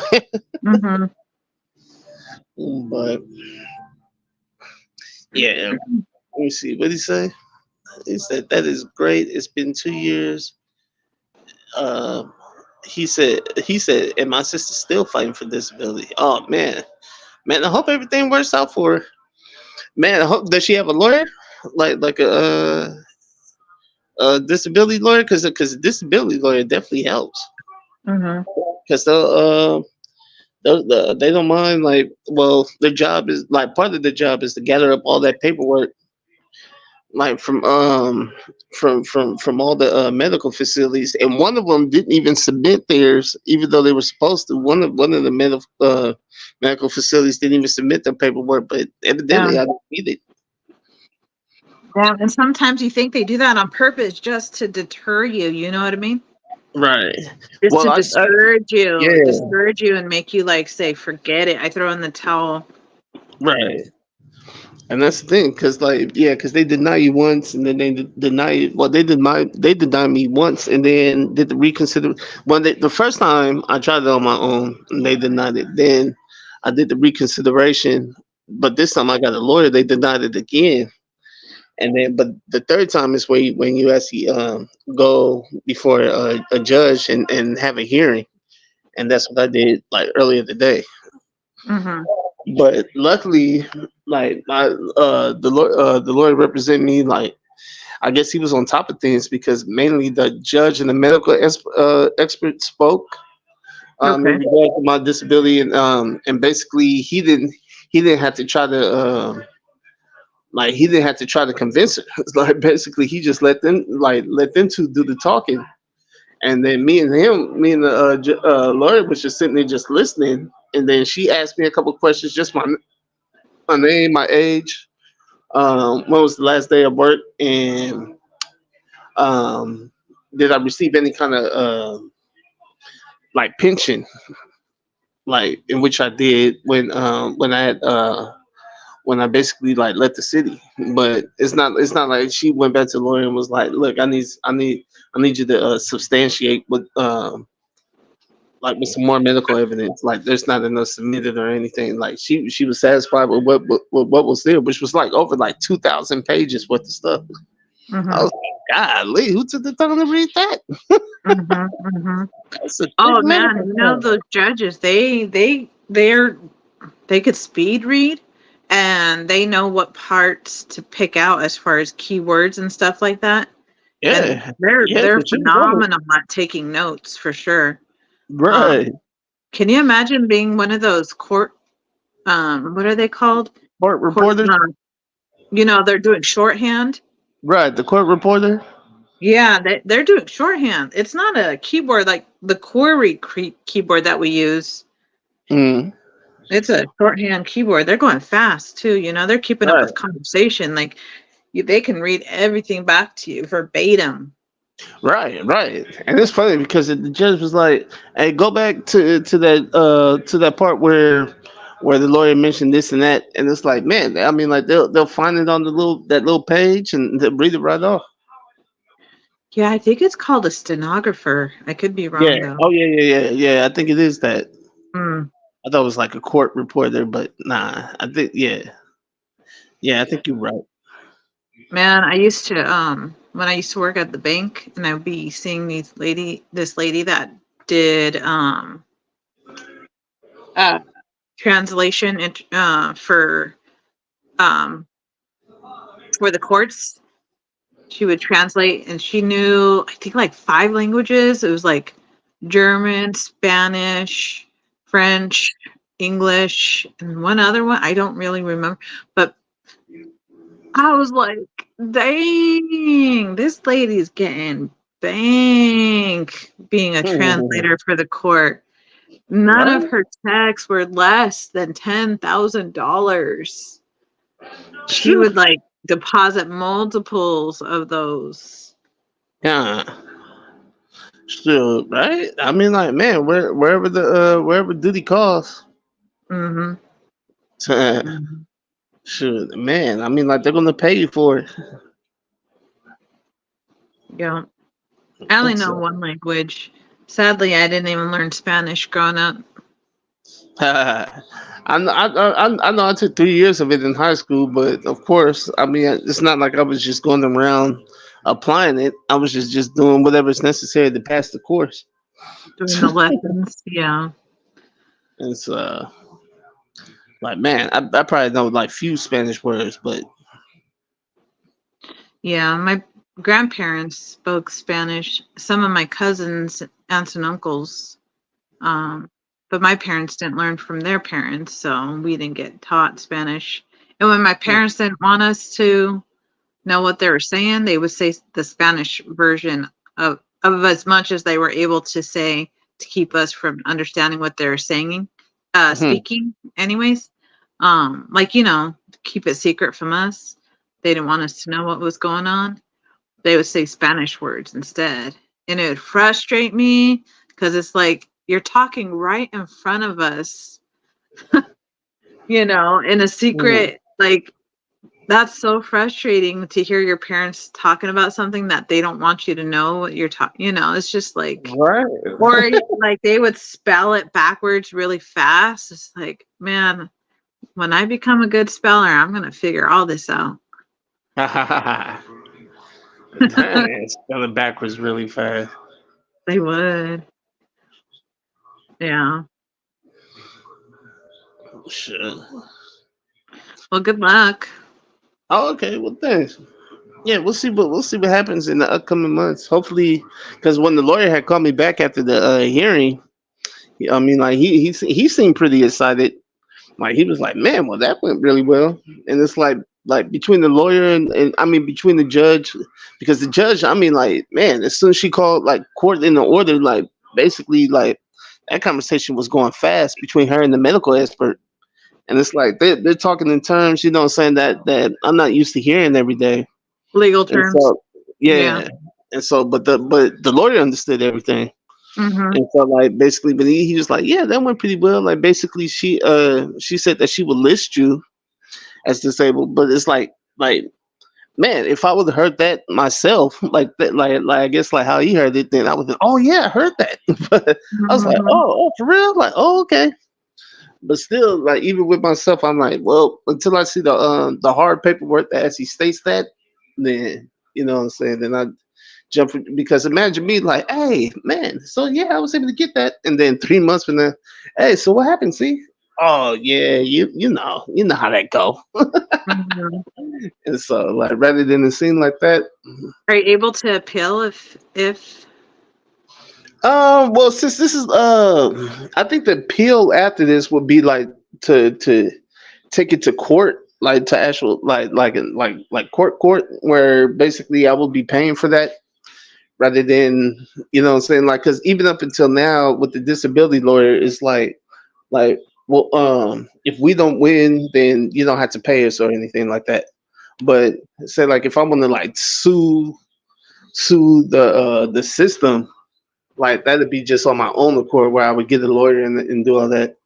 And so like basically like you can either start the process all over again just to uh, probably more than likely see yourself getting denied again, Mhm. or you just be like that's it. Mhm. I And see. so yeah, so at the like I mean like I know with like those disability lawyers, like they don't get paid until unless you get paid because they just take the they just take their portion out on the top of the retro payment. Mhm. And so if there's no After retro everything, payment, then yeah. there's no payment for them. So of course they're gonna work hard to make sure that they get paid. Not so much that you get paid, but so that they get paid. Understood, yeah. Yeah. Because I mean, like that's the job. So like when the lawyer seemed pretty excited, like basically he's like, well that's cool. That brings in money for the firm, and man, that's Mhm. one more victory. Because I'm pretty sure, like with some cases, like it's like where like if it's unsure and it goes against the the claimant's favor, then I mean, like all that you did all that work basically for nothing. So I guess it's like a pool of Right, money right. that these attorneys like pull in. Yeah, they can read between the lines faster than we could. All they have to do, that's why they offer the free consultation. Like, Right, we'll talk to you, free consultation. We don't get paid unless you get paid. It's because how many cases and, right, like statistics and all that, they're gonna right. just real quickly, like, all right, yeah, sure, we'll take your case. We'll Or take like, your right. They're only taking like higher probability cases. Like if uh-huh, I was uh-huh. like, oh, I'm just a diabetic and like I feel I'm disabled because of that, then like with that initial interview, they probably like, nah, I'm not like because like a judge most likely isn't going to judge that as a disability, just being a Right. diabetic alone. But if you say like with me, like my problems with the heart is like, Mhm. okay, well we'll see. And so like according to the medical paperwork, I mean like they listed my condition or stated my condition as like severe. Like I got like Mhm. severe heart failure. So I was like, ooh, wow. Like no one told it to me like that. Mhm. Like shit. I'm Like thinking as like a wow, so like it was the first time you were hearing that it was severe in the lawyer's office?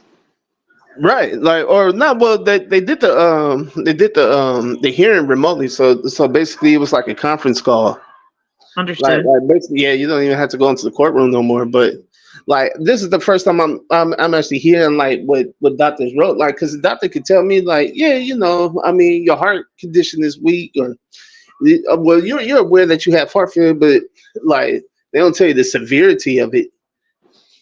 like yeah, this person is like really severe. Like Mhm. basically, if you say it like that, it's like, well, what's that mean? Like is that under one of those five, like is that a prognosis for a 5 year survival rate, or you Mhm. know, like so you mean to tell me like what 46 by 50, if I'm alive past 51, then man I'm actually doing really well. Meeting the statistics, yeah. Right, yeah. Like when you Wow. say severe like that, you know what I'm saying? Like, man, it doesn't sound like someone would be surviving long off of that. But and so Yeah. yeah. But so like when the judge like when she was going like, man, so like this is what the paperwork says. Like, do you agree with this, the medical aspect? And he was like, yeah, that's what it says. I was like, "Sheesh." Like it's almost scary all over again, like when I first heard it. Reliving it, yeah. Yeah. So, Mm. huh. Have you had So, surgery? I I had I had a catheterization done, like Oh, for sure. like a little I believe I had a stent put in one artery, and then I also had the defibrillator like implanted into my chest, so I do have that. Oh, wow. Yeah, and So is a so defibrillator like major surgery where they have to cut through all the layers of your skin? yeah, Oh, like shoot. they put you to sleep and basically just under the muscle, like basically sitting on top of the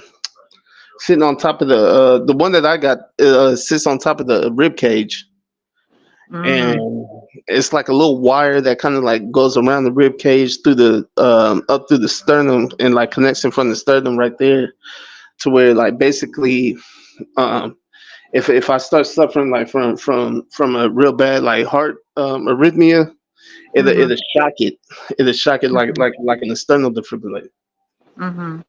And Wow. so, but it like I don't know if it would be considered like major surgery, like in a sense to where like because it seemed like it was pretty quick. Like it was only like a couple, maybe like an hour or two.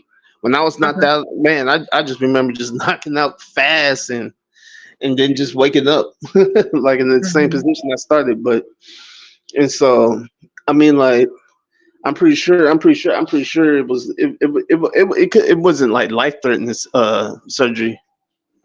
I was sore. I was a little sore, but I was able to still like maneuver. Mhm. I just couldn't because of the they didn't even stitch it up nowadays. I guess they put like a little tape and kind of close the skin and let it heal like that. And so like Okay. I couldn't lift anything. I couldn't lift anything heavy or anything. Especially well on my left side I couldn't do it. Have you had to use your defibrillator? Nah, not yet. Because they said that if it shocks me once, I could be okay. Because basically, like the heart is experiencing arrhythmia, and Mhm. without it, like I wouldn't even I could not know that that's going on, and then actually like dropping out from cardiac arrest or something. But so if it shocks it once, like I would me personally, I would still go to the hospital if it did. Uh-huh. But if it definitely shocks it twice, then you definitely should be on your way to a hospital Oh, because wow. apparently when before all this, before I had like a treating doctor or whatnot, and I was just going to the hospital, I was suffering through um, multiple arrhythmias, and then Mhm. that's what had like the shortness of breath, the cold sweats, and Mhm. everything like that. Man, I'm really fortunate to be here because like I would go like days Uh-huh. before I said like enough was enough and just drive myself to the hospital. Damn.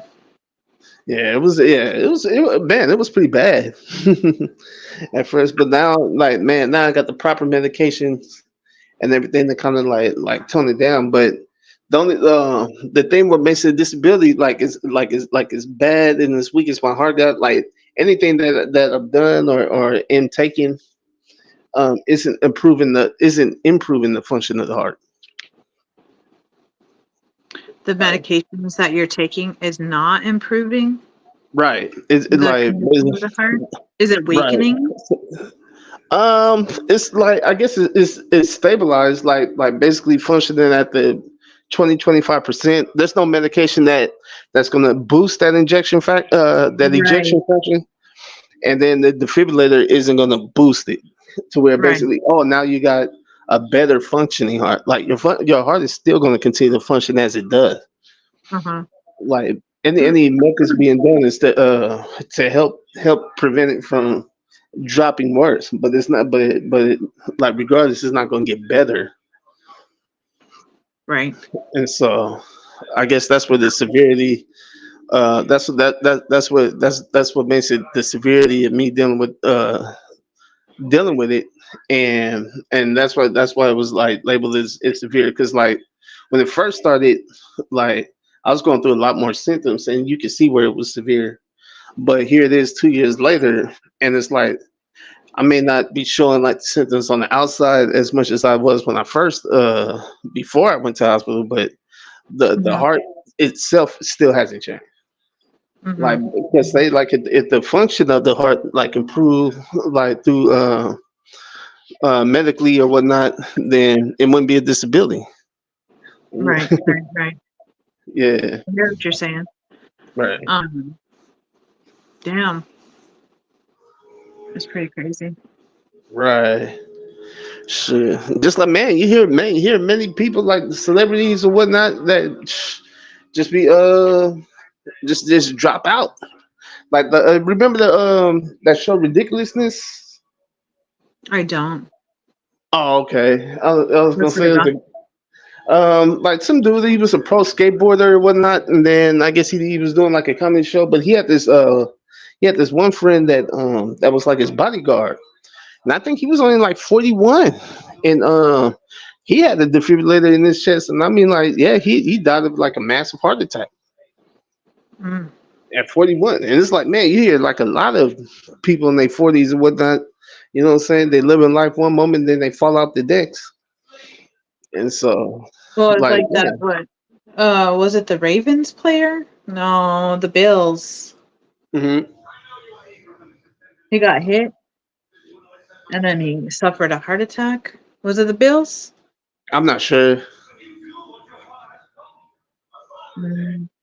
Yeah, he got hit and then he went down from a massive heart attack. Massive Like heart he attack. just got hit so hard in the chest, Dang. just I'm stopped not the heart. even. Oh, okay. But that was a heart attack or cardiac arrest? It's cardiac arrest. It just stopped. Yeah. And see, like my heart has a high probability of doing that. Like one day, it could just stop beating, and there's nothing in the defibrillator could do about that.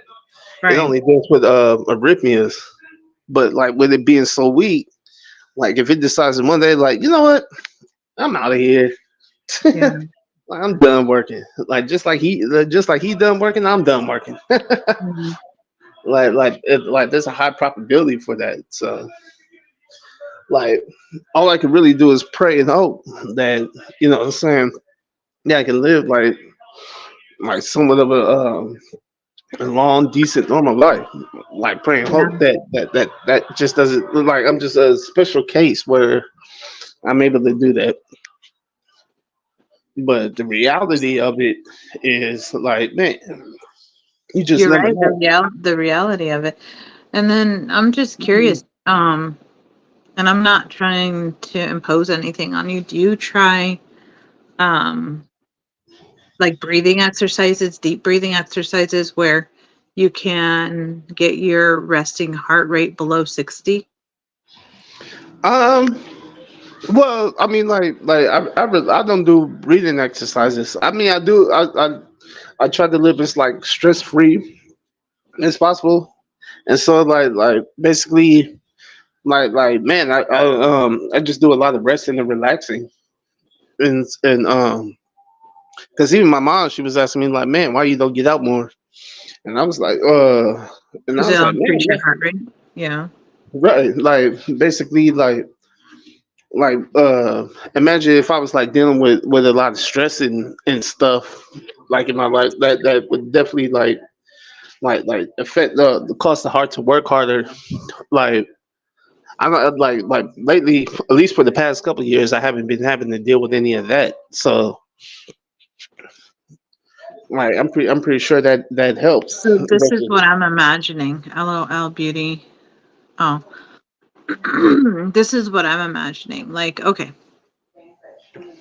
it can sound holistic or kumbaya or however you want to take it. mm, This is what I'm imagining. So my resting heart rate is below 60 when I'm surrounded by nature. oh, okay. Like when I go out, like like in the woods nature, not like in the park nature, not where people are passing by, there's traffic and all that.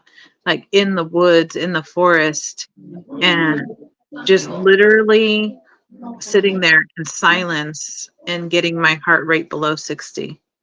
Oh, okay. And the more you do that, the more you condition your heart to be at a resting heart rate. Mm-hmm. Your muscle memory, so to speak, will Oh, adapt to the norm, and your resting heart rate will start to lower over time. oh, okay. Wait, hold on, because not to cut you off. Like I was gonna say, Terry had wrote a message. She said that he's backstage. Is Beauty by her? Is she by her phone? I guess he's trying to call in. Oh, I don't know. It just says Terry, LOL, beauty, backstage. Yeah, I don't Yeah. know. And so, like I said, I'm not trying to impose anything on you. I would just, for me, it's just to explore it. It doesn't hurt Right.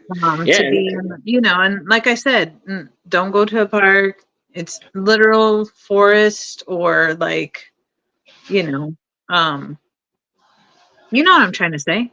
Right. Right. No. Yeah. Yeah. Like out in the wilderness. Yeah. Yeah, and that's the thing. And- Like, I wouldn't have access to get out there like that. Like from where I'm at. But who's to say? I mean, in the near future, like once I'm able to get myself together with certain things, then I mean, like that's definitely an option to explore. Like, do Really? You don't have like any forest near you? Any like woods or no, nothing? not really like that. Nah, Mm, like I'm more like in the city. mm. If I want to drive out I mean, like we got parks and stuff, even some not big parks, but as far as like nature, I mean, Sure. like you're looking at like in the mountains, and yeah, that's gonna at least like the closest would at least take like at least a couple, maybe a little over 2 hours or a couple hours to get Oh, there. I see. I see. Yeah, Yeah. even like a quiet park. I don't know, like this is what I'm imagining, you go to a park, as far as privacy goes, be isolated to yourself, not where people are congregating, and sit in the grass, surround yourself by trees. Excuse me, Mhm. surround yourself with trees. Like Mhm. go to the most densely, like, tree dense area. Maybe even put your earplugs in, or even like some kind of um I don't know if you believe in sound baths. Sound baths? Yeah. Nah. What is that? Like the how do I describe it? What's the best way to describe a sound bath? It's a steady kind of like frequency that like sounds like meditative music. Oh, okay. Um, because that's the kind of stuff I find that is honestly, yeah, we love music, right? But I feel like some of it hypes us up in a way. Mhm. Um, but like if you listen to a sound bath, it calms your mind, it calms Right. your nervous system, both your sympathetic nervous system and your asympathetic nervous system. So then of course that's all connected to your circulatory system. And I could just imagine, like, if you're listening to that and you're sitting in an area where it's mostly trees, and being with yourself, Mhm. um, and practicing that, start out doing it for like, I don't know, 10 minutes, then bump it up to like maybe 15, do it in 5-minute increments. I'm not trying to, be your doctor or anything or guide you. No, no, It's you just good. more You of good. like a tool that we can use. Right. Just another avenue to help prolong life. Right. To get that Right. resting heart rate, like Yeah. in a really like happy place. Right. Yeah. Yeah, that sounds man. I mean, like that sounds good. Yeah. Like literally sounds pretty good. So I better get off the chat. It's past my bedtime. Oh, really? Well, shit. It was good. It was good talking with you. Good talking with you, Val, as Good always. to talk to you. Hey, check out some more Eli too. That's probably a little hard hitting on the 808, but that's one of my his. He partnered up with the Grouch a lot. Him and the Grouch did really good music together. So Oh, if you're okay. ever like wanting to listen to the hard hitting stuff, the 808 is really good. You'll enjoy that Okay. one. All right. Yeah. All right. Yeah. Bring it to mind. I'll definitely check it out. Cool. Oh, okay. Good night. All right. Nice chat. Peace. Good night. Peace. Man, what's up? What up? What up? Yo, what's good, Swaggy? Oh, nothing. Chilling, man. I What's going finally on? made it out the backstage. Right? She kept you in the backstage. She's trying to Boy, keep her all to yourself, it's a war coming out that backstage. We gotta find out what Beauty be doing over there. huh? She said, "Man, you can have the backstage pass." Beauty just gonna mute on us and just leave us back there. Huh. What she doing, man? Like, cause I was just talking with Val this whole time. Like, is she I don't know if Beauty be sleep or Beauty be up. We don't be knowing no more. really? We just know she just drop us in every once in a while. Right. Like, man, she be the first one hyped to do and StreamYard. she the You know what? host. She's supposed to be up with us. I'll take what- that better. What happened? Out. What'd you say? I said I'll take that better. I will take that. It's way better. Beauty is just knocked out. Lord have mercy. I'll take You was not be tired. out? Huh? You was not out just now? No, he said he don't know. He said he don't know. Oh, Yeah. that's what I'm saying. Cause like me and Val, we was just sitting there talking. Oh yeah, I heard all about the disability. I'm listening, getting informed. Yeah. Oh, okay. Man, you're an excellent listener, huh? We don't be knowing because Beauty just be quiet on us. Right. Like, man, like, shoot, like as much as I would just want to listen to a conversation, like, man, sometimes I feel like I need to chime in, and especially if something was said. Like, nah, that ain't right. I gotta say what I need to say. So crazy. Right? I feel like I do that too, you know. And then sometimes I be like, "Wow, overtime, child." Nah, you don't be over talking. That's why you be on the panel to speak. And plus, Right. we give you that gratitude because you the host. Yeah, you're the host. But still, I be like, "Ooh, child, all that overtime. Let me just chill." That's even better though. If you got somebody that's gonna talk a lot. Yeah. Because I mean, like, you figured like when you go live, like all we can do is just write in comments, and I mean, like you're the main one talking anyway. But it's like it's not like we're coming in for the comments. Yeah. Like we come in because we come in to comment, but maybe say what's up to one another. But I mean, like we come in really for the content. Yes. And so Yeah. So yes, I mean like so the same thing. So it'd be like the same thing. Like which it's not like you open this up just so we can talk. Because that's the case. No. Like man, I mean like we might as well just all exchange numbers. Right. So Siri, I asked my mom to hop on here with me because I wanted to ask those questions about what we asked about last night. Did traditional women work and stuff like that, right? Because we don't know, we weren't there, right? Oh, what you trying to find out about the traditional women again? Did they work? Did they work? Did they work? Well, the thing about it is, like, I don't really, well, I guess you put that under work. That's why I won't just call it a job, but they filled in their time frames there and still made money while at the house. Well, as far as my mom, now I don't call it a job. Though I say it's something she's passionate about and love to do. Yeah.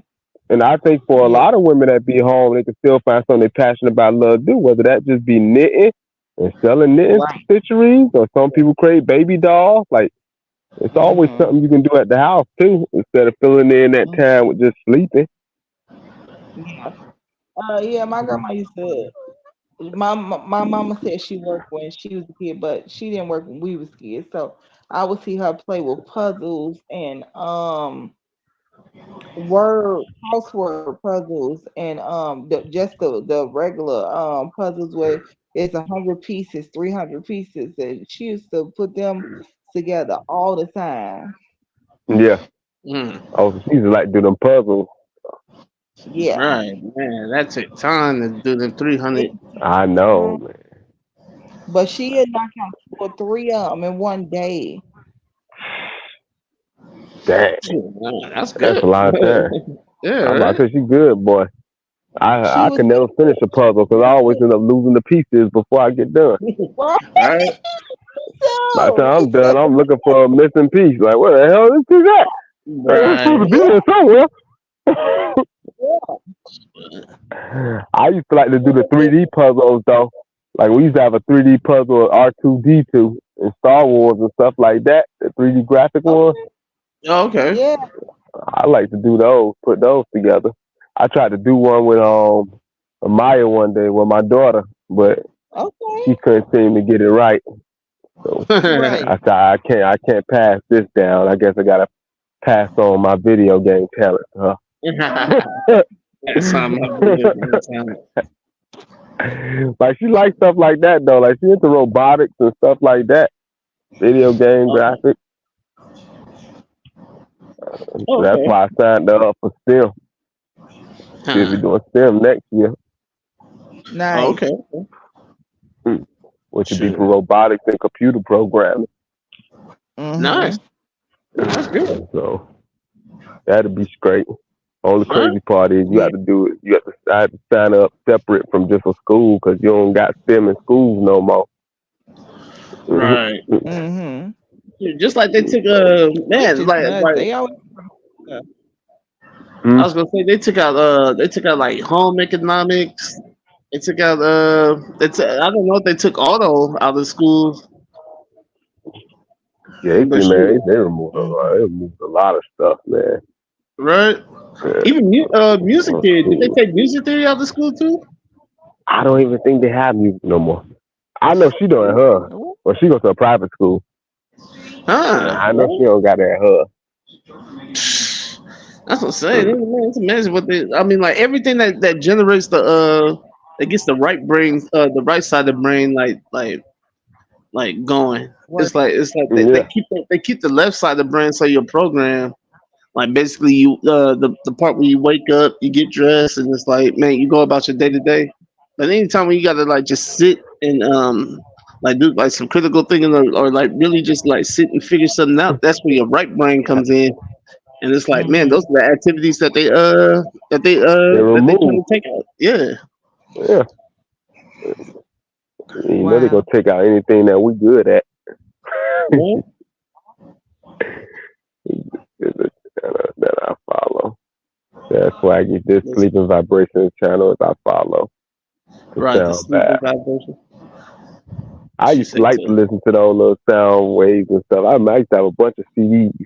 I used to go to Walmart and go to the little CD section and get like the sound waves, the ocean and thunder. Right. Yeah, I feel now. Mm-hmm. Yeah, she was saying that's good. That's good to go and meditate and relax. Yeah. In the natural setting. Like, I was like, man, that's a good idea. Like me being here like in Watts. Man, you ain't got it from, and I don't even have a whip, so it's like I can't even like drive nowhere. Yeah. And so it's like basically so basically like shoot. That's why I spend a lot of times relaxing indoors. I can't even go out. I'm gonna even go outside. Like, not that this area is like bad like that, but I mean, like just the reputation of this spot, like, man, I just rather just keep to myself inside. Yeah, and I know that decent. Yeah. It's cool though, man. Hmm. Driving in that area, you don't have trails or anything around that area. Not around here. I mean, like it's pretty Mm. much just like it's pretty urban around here. I mean, Yeah, like I'm pretty sure there's like small parks. Like if you walk a minute, but like I know there's some like up the street, but it's like they're kind of like real open. And I yeah, mean, like they got like little trails and stuff, but it's like you yeah. gotta. I mean, like you gotta like walk to even get there, and it's like it'd be easier. Like say like if I could just whip over there real quick, like get in the car and just drive over there real Yeah. quick, and then Nah, I know. yeah, like just strictly get to that destination and like when I'm done then leave. But and even so, like I mean, if I had a car, like man, I could drive to a whole lot of other parts, like that are much better.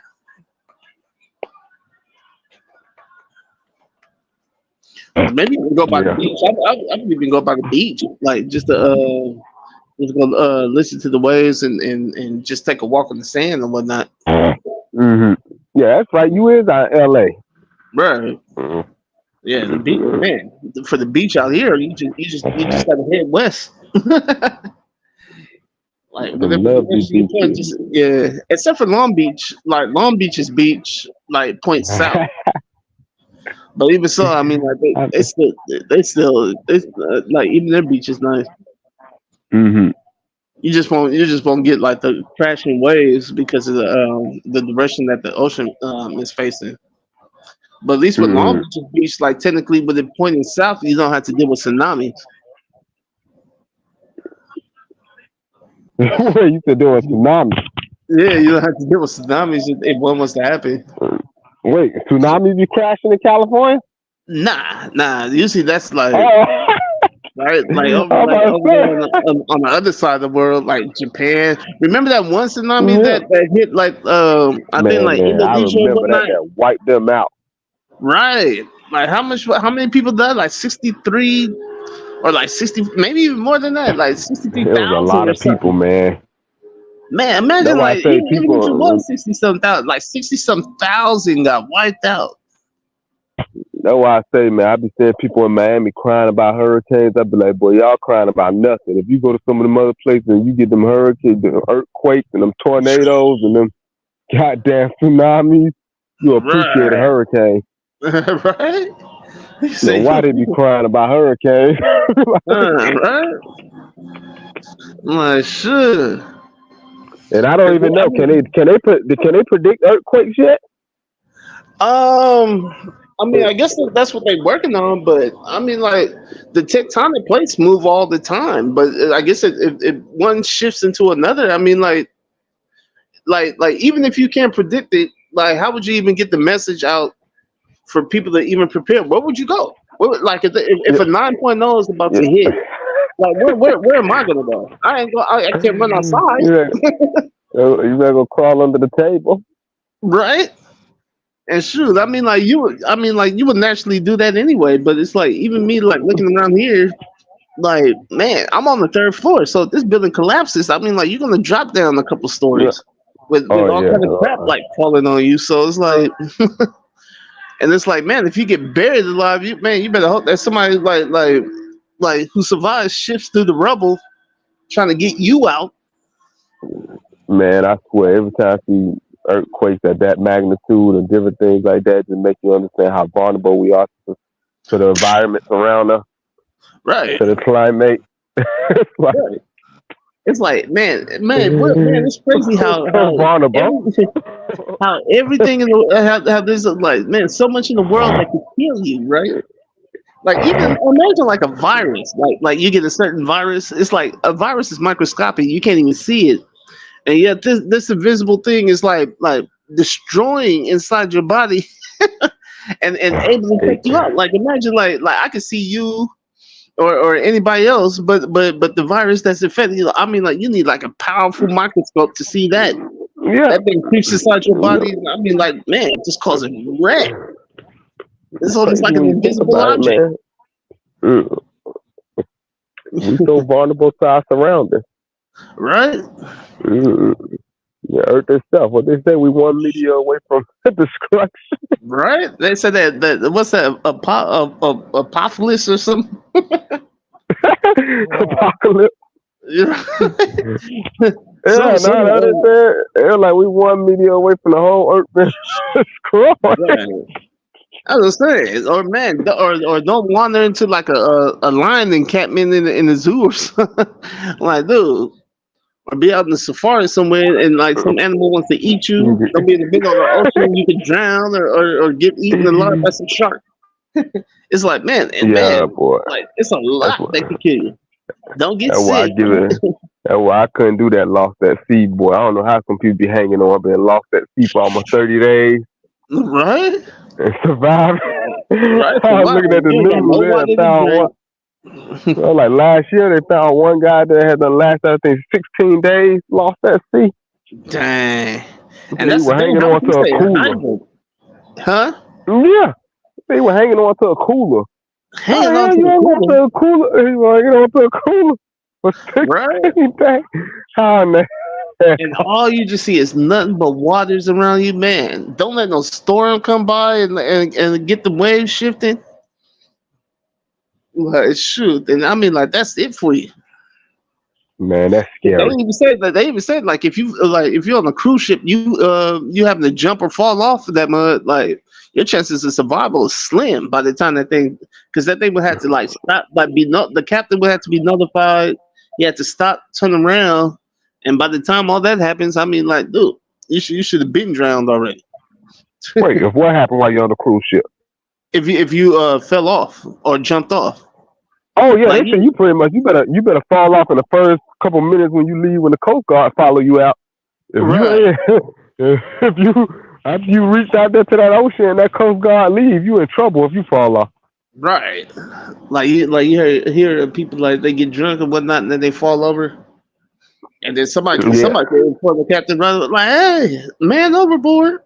And the captain Man. was like, they will have to try to go and retrieve him, but they already know that person, like, nah, that person off the sea.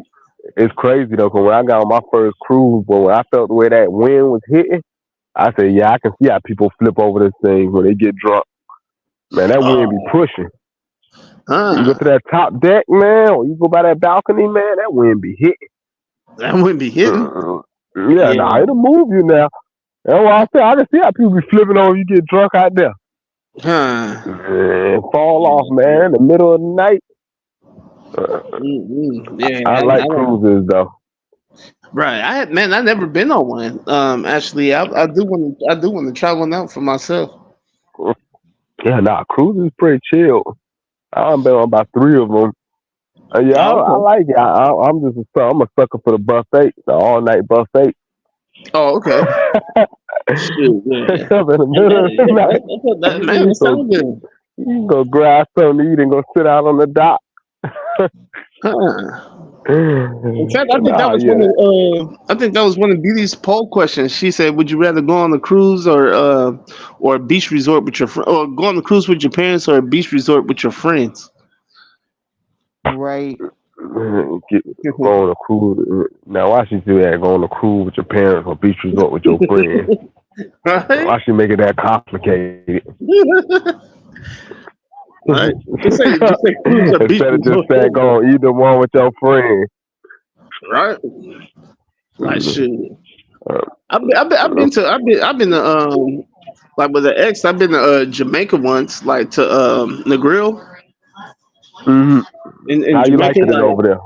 Oh, that was fun? nice. Yeah, that was real cool. Like because it wasn't Montego like the city. Like Montego looks like almost looks like LA, but the grill was like basically what you would picture like being like on the island, like real chill. And then the resort not the little hotel that we was at like actually sat on the beach.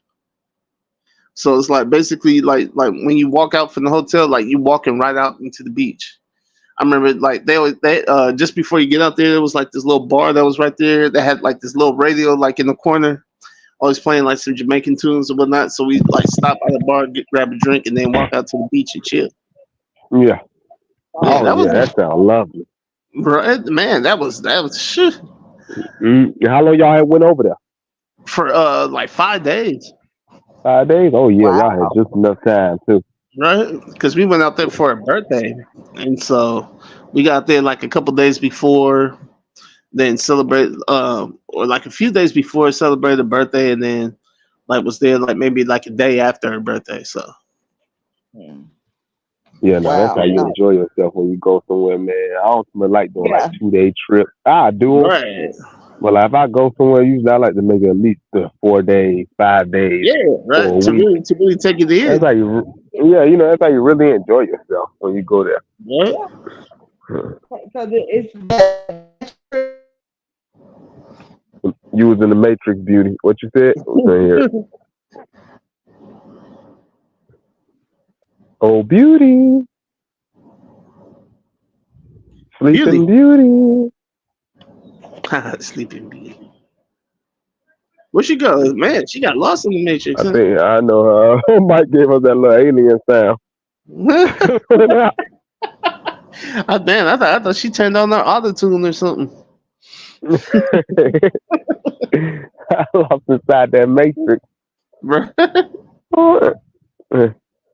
Man, but yeah, that's how I am. That's nothing that got on them cruise ships too. Now you got the movie theaters, Right, all that live plays. right. It's a lot. Yeah, they got a lot of little venues on them cruises. It's almost like being on land on the sea. Huh.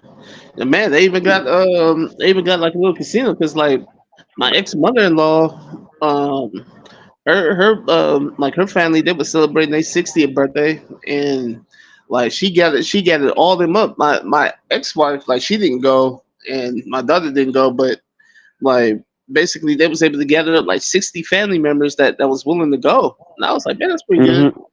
And they all went on a little cruise, like a 2-day Mexican cruise, and shoot, man, she said she was up in the casino, like won a little bit. And but she said, man, it was like everything to do. I was like, man, I can imagine that. Like, shoot. Yeah, it did, man. They got real advanced with them now. Right? You know, the Like, only one I haven't been on that had a cruise. I know Carnival had a casino. That's the only one I've been on that had a casino. I know Carnival, Louisiana, they didn't have one. Oh, okay. Yeah, I think they went on the Carnival cruise. Yeah, but from my first cruise, I wouldn't mind doing something like that too. Yeah, nah, man, you enjoy a cruise, right? Yeah, only thing about cruising, it just depends on the time you go. I can't say that though, because I have been on a cruise where you might go out there, it might be a little mid-storm out there or something, so it'd be kind of rocky. The waves. Right. Those would be the kind of irritating ones. It's all that rock. I had to take like some. I would definitely have to take like some. Get some of that Dramamine. Sickness, like that. What's that? Seasickness medicine. I think they call it Dramamine. Right. Yeah. Yeah, my brother ran for that Dramamine when he first got on it. He had to go down to the little hospital area. He got well, that's what I mean. That boat was rocking. It finally mellowed out, but man, that thing was rocking, man. You get them big waves, you can hear it. Oh, nah, see. Yeah, that was kind of scary. Because man, like, man, a whole like if a ship go down, like that whole thing can go there. Man, it's like, man, it's like part of it is sink down. And it's like, man, you sitting on the ocean floor, like, man. It's like, come on, man. Right. But you know, crazy though, cause even then it was kind of scary. Cause I was like, damn, I'm like, boy, these waves, I ain't know we're gonna be rocking this much, and that was like my first time. You know, I'm like, boy, it's a lot of rocking. But then when you look around and see people around you that catches it all the time or always on cruises, they looking around like nothing going on. Right? Yeah. Yeah, one of the guys, he was like, let me tell you, like every once in a while you get on a cruise like this, or there may be a storm out there somewhere. and they going around it. Like so you just catch a lot of that wind off, so you get the big waves. But like for the most part, you usually don't be like this. And you like the other two that I caught, it wasn't like that. It was nice and smooth sailing. Because imagine the captain and the crew. I mean, like they see that all the time. They had no fear of that. They know exactly how to navigate that and everything. It's just another day on the street for them. Right. Just like a pilot on the plane. Like man, you get some hella turbulence. You know, turbulence can never knock a plane out of the sky. But I mean, like if you get like some heavy turbulence for the average passenger, of course you're gonna be like, man, what's going on? First thing you're gonna think about engine failure. Right.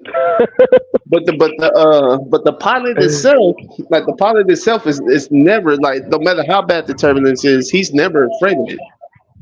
Yeah, they used to it. It wasn't plowed. Right. But to make it comfortable for the passengers, like he may try to like fly around it or fly over it or like try to speed through it. But he himself like has no like, oh shoot, we're gonna hit a rough windy patch in the sky. Like, man, I don't know. like if it was if he was just flying the plane by himself, like he'd fly right through it like it's nothing. Man, you see over there in Houston, you saw that pilot that was getting ready to take off, and they came on there. They said the pilot had a goddamn warrant. They came on a plane that took the pilot.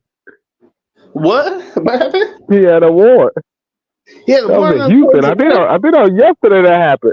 I saw it on the news yesterday. Oh, so the pilot had a warrant. That was in Houston. It was Frontier Airlines. The pilot had a warrant. So they were getting ready to take off, and the police came there and grabbed them off the plane. They had to cancel the flight. Oh, that's me. That's crazy. The fuck? What for though? They didn't tell you what he had a warrant for.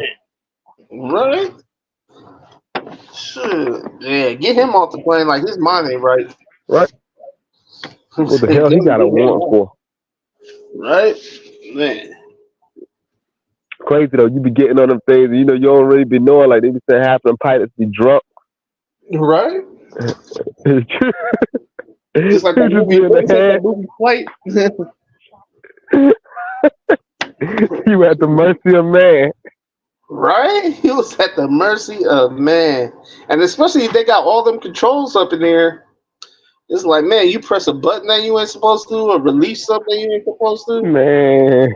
Everybody. Man. Shoot, you doing wing flap that you were supposed to do. You know, that was get the banking to the left. Man, that's so scary. That was the biggest thing I had to get over it with planes and boats and stuff. That's the only thing I used to think about a lot. Right. I was like, damn. Like you say, man, you at the mercy of man. Yeah, you know, you just like, I'm at the mercy of man. I gotta hope that he's sober. I gotta hope he's doing his job correctly. And I gotta hope when I get on this plane, I gotta hope the mechanic did his job correctly. You know, it's a lot of things to it. And you start overthinking. Because you remember that mechanic that was taking parts off? They said that was like maybe 2 years ago. Yeah. The mechanic was he was taking the plane, fixing them, but taking certain parts off. So they have to come back and fix it again. Nah, see. People got some evil ways about them. Like, come on, man. You mess with people's lives now. They gave him life in prison too. And just think, as big as the plane is, if you remove the right bolt or alter like one part of it like a certain way, man, like that thing's guaranteed to go down. Like most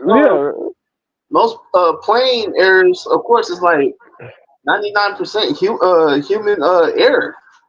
Yeah. Yeah, man. You can't play on people's lives like that, man. Huh. People, wow. Like, man, you heard about the one pilot that he had his 15-year-old son in the cockpit, and basically like he let him sit like on he let him sit in like at the plane, but he disengaged the autopilot. And so like when I guess when the son was flying the plane, he had banked it, so the pilot had to take over, and and he overcorrected himself, and the plane ended up going down.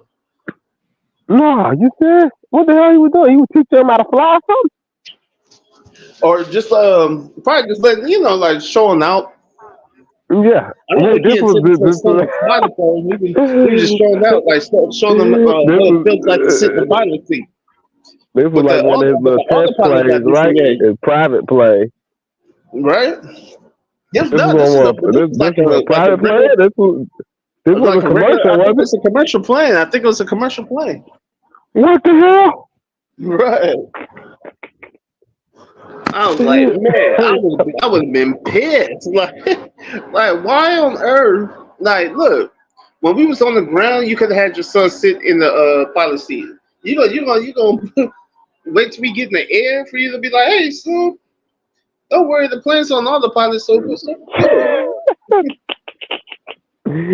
That's crazy. Right? Oh hell no. Well, how about that kid? I know you remember that story with that kid. You remember the kid that worked at the airport? I'm pretty sure you probably heard about it. 'Cause it was kind of a famous story when it first happened. It was some years ago though. But you remember that kid that he stole a plane? Yeah. He was a fleet worker. And he was so happy to be flying the plane, even though he was getting ready to crash. Right. I think I was looking at that shit again, like maybe 2 months ago. Listening to him on that. Yeah, I seen a similar story on YouTube. Mm-hmm. Yeah, 'cause I had never actually heard the radio call though. I had only heard of the story and seen a little back end of it, but I never actually listened to the radio call. Right. I think he worked. He worked like at the. He worked for an airline, like doing groundwork. I think he was like the fleet ground. Right, and then he jumped up, started up the plane. Like he removed the blocks that was holding it, started it up, and like nobody came for him. But as he was taking off, like of course the control tower was trying to reach him. Like, hey, what are you doing? Yeah. But it's not like they could automatically shut it down. And so he just ignored them, and then he just started talking to them when he got in the air. Bro, flight. Right, God damn. I think he ended up doing like it's crazy how he knew how to get in the air. Yeah, they say. Only thing he didn't know how to do was land. Right. I think he ended up like crashing into like a little woodsy area or something, right? Yeah, so he was trying to tell him where he probably could land at. He was like, he didn't know how to land. Right. I think finally what happened, I think ran out of fuel, right? That's what happened. I think he ran out of fuel, and that's how he died. Yeah, I think he we're talking about the same story. I think he planned the crash because he knew he was in trouble anyway, like if he would have landed. He knew he was in huge trouble. He stole a plane, took off with it and everything. Even though they was on the call, telling him on the call, he was like, I already know I'm going to jail once I land. Yeah, he's like, and they were like, no, you should be all right. You're not going to jail. You just need to get the plane back there. He knew he was lying. Yeah, he's like, yo. He was like, yeah, I appreciate y'all trying to keep me calm and all, but yeah, I know I'm going to jail. Right. He knew it. Yeah. But they said he kind of already had a troubled life. Right. I think he was married and everything, but I don't know what people crazy, man. It's crazy. Sometimes you just don't even know what people be thinking or what people be going through. What they do, shit they do. Like that. Man, imagine like as many people as you come across that you shake hands with, and it's like, man, I mean, like you don't know what they got planned. Like, man, you just come across somebody that you met like in the store or something, and then not even knowing that the next day that they're planning on doing this or like, man, you planning the future this or whatnot. Like, God, look. I tell people, man, this day and age, man, you just don't be knowing what people's heads be at, man. That's why I don't fuck with nobody. With people, man, dude, man, you don't even know what people's heads be at no more. I don't go arguing with people out here. Don't be arguing on nothing. Well, you know it, you be unalive. Huh. Mm-mm. I see some people live for road rage. That's how my brother is. You think you Yeah, live hothead. for He live for road rage. I be like, man. Huh. Let that nigga, he cut you off, let him go, man. You don't need to get no last word. Right? Man, somebody cut me off, what I do, I hit the brake. I'm still alive. He can go by his way, I'm going to go by mine, because it's probably the last time I'm going to see him anyway. Right. You'll never, ever probably never see that person again. Or even if you did, you probably wouldn't even recognize him anyway. Yeah. It's like, what's the point, man? People be having too much stuff on their mind these days. You were walking up to that car, next thing you know, he starts shooting at you. Huh. Mm-mm. Find yourself in the worst predicament. Ever Yeah, wishing man. that you would have just stayed in your car and just drove off. Yeah. That's all you're gonna think. That's all you're gonna think about too if you live to survive through it too. You know, I should have just kept going. Like, why didn't I just keep going? What was the point? But no, some people be like that. I won't do it. That's why I always tell people. Like some people be like, oh, when they be like, people see people arguing or doing this, man, I don't jump in between nobody argument. Because I don't know what they arguing about. I don't know what's going on. That's what happened to that man up there at Coney Island. You remember they was at some kind of restaurant or whatever, and he saw a girl and a man arguing. I think the girl and her boyfriend arguing. And he called himself gonna get in between it. And what happened? Actually, it was another lady I think that actually went to get in between it. She got in between it, and wow, he shot her. Oh. I guess she called herself going to intervene or try to tell him he don't need to be talking to her like that. He shot the lady. Right. It's kind of crazy when you think about it. Right.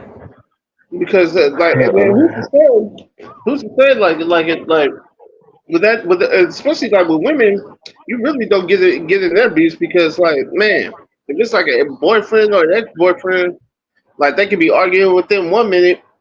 You call yourself being a hero, you end up getting hurt, and then she end up going back to that dude anyway. Yeah, that's very good. Yeah, that's the thing. It always tend to go that way. Right. Do all that day and right back with the dude. All that. And man, she back with him anyway. And then she mad at you. She mad because you got because you got involved. I'm telling you, man, that's my stepson, man, mind your own business.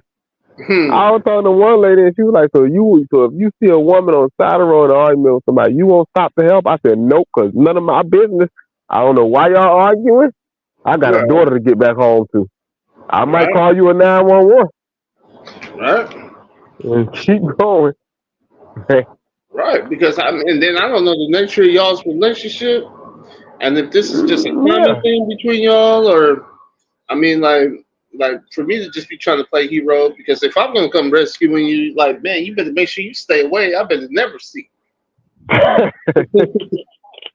Now me, don't make my efforts wasted. Right. Like man, I stuck my neck out for someone I didn't even know. I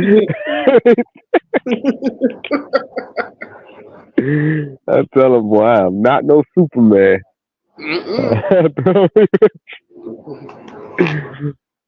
Hell no, man. Will I become one? Nah. Shoot. I feel them be though. Crazy. What we got coming up? We already August, September, October. We got Halloween, November, but Thanksgiving right around the corner. Right? Dang. Right? What you said? You speaking the tongue over there? Right? I'm like, I see my tongue won't even get a chance to work right. This is boy, she was over there speaking. I didn't say it, I was like, what's you saying? Beauty pageant. Keep walking. No, I'm not. I'm saying I said my tongue ain't even working right, child. You said your tongue's not working right? Tongue. My tongue. Mm, Oh, she woke up talking too fast. Got wow. tongue tied. Her brain was processing the words before it can get out of her mouth. Right. I've been telling y'all about this past 12 o'clock thing about this autopilot. Y'all thought I was playing. True Right? statement. Yeah, When it get past 12 o'clock, everybody brains on autopilot. that is crazy. Child. She was like, I said, whoa, everything important to damn. say. Man, please. So, man, I feel like watching me a movie tonight. I just don't know what movie to You watch. should, I think you I only want to should. watch a movie because y'all talking Titanic, huh? Okay, what you gonna watch? I ain't watching no Titanic, though. That's too long. I'm going to fall asleep on it again. Right? Mm. I don't know. I'm going to find something, though. It ain't too many good movies out here no more, though. Like, movies, that I be scanning sometimes, man. I see more boring movies than I have interest in these days. Huh. Mm. Yeah, Shoot, I can't even recommend no movie unless maybe if you're into like Marvel or DC or something. Yeah, man, you know, I got so tired of Marvel movies. They started to get so redundant. Right. I don't see why Everything is a they like, Marvel. yeah, why they like they do a Spider-Man movie and then it's like rather than make a Spider-Man 2 or 3, it's like they just reboot it. So Yeah. Spider-Man again, Spider-Man or Mm. an X-Men movie is like the same. Like, dude, That's what it is. Like they just stay rebooting over and over. That's why I already said that Wolverine movie. I know it's probably trash. right? My Probably brother, same thing as like the other one. yeah, he said that the Wolverine and my brother said that the Wolverine like Deadpool movie was pretty good, but I don't know. Mhm. The way that to me, the way that they advertise it, I'm thinking that them two are gay or Yeah. something. Probably is on that Deadpool. Right? Deadpool. Like he's sitting there hugging on them, and then Wolverine like holding his leg or something. I'm like, what the hell? Like that doesn't make me want to go watch that. You can already expect it's gonna be something crazy. All you gotta do is see Deadpool. Right. You already know. Right? Shoot. Well, that way with Marvel movies, Marvel they just start throwing everything, recycling everything. Yeah. I'm like, shoot. Like, man, when you see one, I mean, like, you see them all. Like the little in-game series, that was pretty cool and whatnot. Wait, Endgame. What's wrong with Endgame? Is that the one with Thanos? I was about to say that. I think it was the Avengers, right?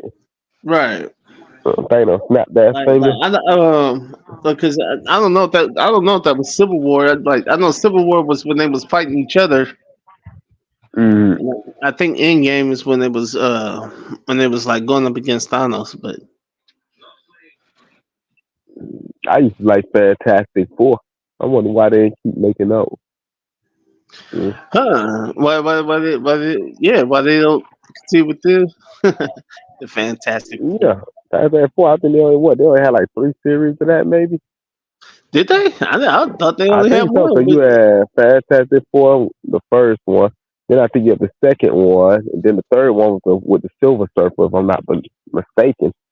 Oh, I okay. think, or it might only been 2. Okay, I know, but they had one where the enemy was Doctor Doom. Yeah, I think that was the first one. Oh, okay.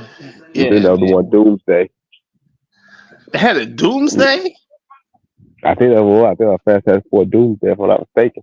Oh, the Fantastic Four first one. Doomsday. I was like, what? Oh no! Then I think the second one, Rise of the Silver Surfer. Oh, okay. I think that was it was. I don't even Somebody know got too much TV. of Silver Surfer.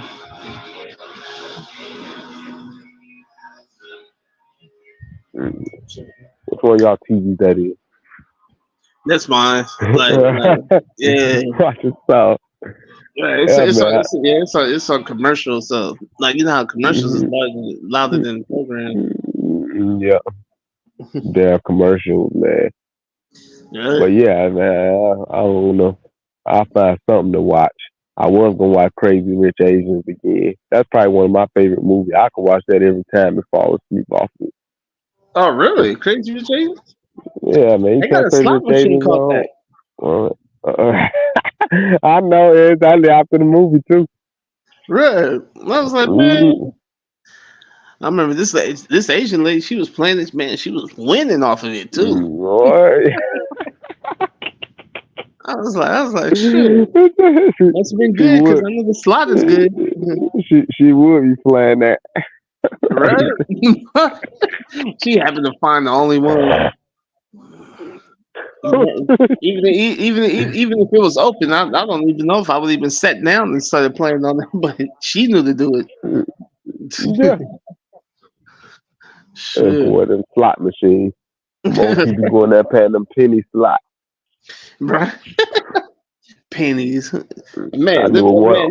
them things don't even cost pennies. Like shoot, them things be costing dollars, like $5. 500 pennies and 300 pennies. Like call the casino still got penny slot. You know you ain't gonna win nothing out of it. Right. But like if you play that 50 cent, it's like I guess for old people that want to feel like they're doing something. Right. To pass like it's like a pastime or they do it for entertainment. Shoot, I know.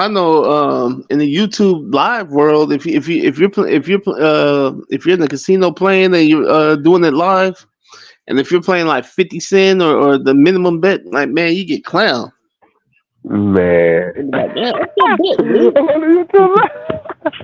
Like man, I don't know see you playing 50 cent. Yeah, I watched a couple of them channels so they do playing a slot. Right. They're doing that between the slots and the scratch off. Right. The one that did the scratch off. A bunch of scratch off. Right. Like, man, here we are with ticket number 6, and man, no winners yet. Like, I was like, dang.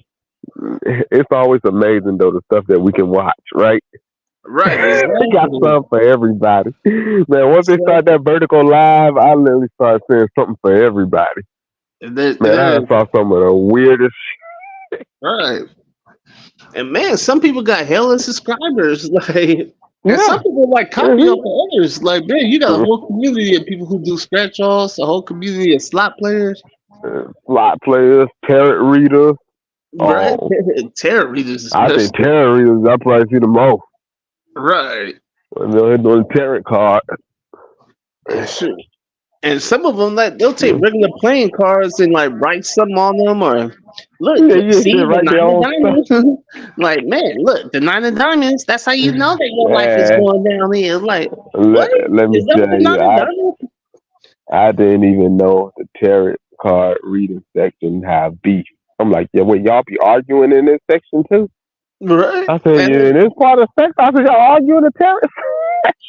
And why they never do readings of actual people that are in the chat? Like basically, like you see the comments just going off like, "Hey, can I get one? Can I get one?" And yet they going off. They like, "Yeah, this person such and such, man, you in this relationship, man," and they be clowning folks. I'm like, man, you mean tell me if I was getting a reading, like, you know, you're gonna be cussing me out? Man, let me tell you, but before one of them picked up that card and showed the card, I thought somebody was losing their mind on YouTube. I said, what in the hell is going on here? I said, what the hell is he talking about? Right. That's true. And then it's like, them cards are only reference points to basically say, because they'll be going off and then they flip the cards and then one card will pop out. They pick it up like, oh, see? The 5 of swords. And I'm like, what the fuck are you talking about? I don't know what that means. It's the ones that be doing all that cussing be funny, right? I'm like, man, what they do? Shoot. Man, this thing crazy, man. I just never saw so much demographic of people, man, until they started this vertical thing. But you know what happened? When they went vertical, they made it a lot easier for people to start pages. and start Right. growing because now you Yeah. more to a broader audience. Whereas you remember when YouTube Live, you had to already kind of start to build subscribers Right. and just have them to come over. See, now you got that little freedom where people can just come right in and see you scrolling. Right. Because people have people like the idea that you can do like live comments. Yeah. And like, man, if they, like, especially if you get like a troll that can generate a response or something, Oh or yeah. like from anybody, then shoot, man, that's like the perfect thing. I Like, told that on like what I you told it. love the gambling trolls when they be like, yeah, man, it's fun to see you watch you lose all your money and ruin your family. I told people trolls could be funny. It's just when you got witty trolls, they funny. It's just when you got Right? the ignorant trolls, they're just like the ignorant racist trolls. Right? Those are the ones that just like, come on. Right? Like, man, come on, dude. but I could take a witty troll, one that know how to troll and be funny. Without Sure. Man, I mean, even I be trolling some, but like usually it'd be like some funny comment, and usually the comments are strolling so fast where you can't even like they wouldn't even see you want to see it. it. But Oh no, boy! I'll say some of them catching every comment, boy. right, that's what I'm Some of saying. them. And for them to do that, like some of them, they just get on there, they just sit there just looking at some comments. They be like, "What? I'm a fat pig." They get to cut. I'm like, "Shit." Man, you single that they just clowning me for the next 5 minutes. Man, they be wilding. I know them home. And them Indian pages, the another one, just be wilding out, man. Right? The chicks that just need just on there. Oh man, I don't know what the hell they be doing. Right? It's like, man, it's like somebody just figured out, like, man, you just got your phone, and plus you don't have to do no editing, no nothing. You just turn on your phone, Yeah, you can go live, and there it is. You and have that's it. 500 videos, and you just showing your face and just do it, sitting there, Mhm. and you're gonna have somebody that's gonna tune in. That's gonna watch it, and then Lord knows, just like I told Beauty, if you doing some crazy stuff some of these people doing, your page will grow so quickly. Yeah. It just when you try to do it organically and just building naturally, that's the one that takes time. Like Beauty doing, it just takes time. I tell you, when you engage in like this, like now, if you had a pay where you just do a bunch of stupidity, man, them people will be rolling in there for it. Right? It's like they just attract to that. Right? Having everything and everything to say about it too. Yeah. That's what they look for. So crazy, man. I can imagine Beauty getting up there like, all right, y'all, I bought these scratch cards. I'm gonna scratch them out for you.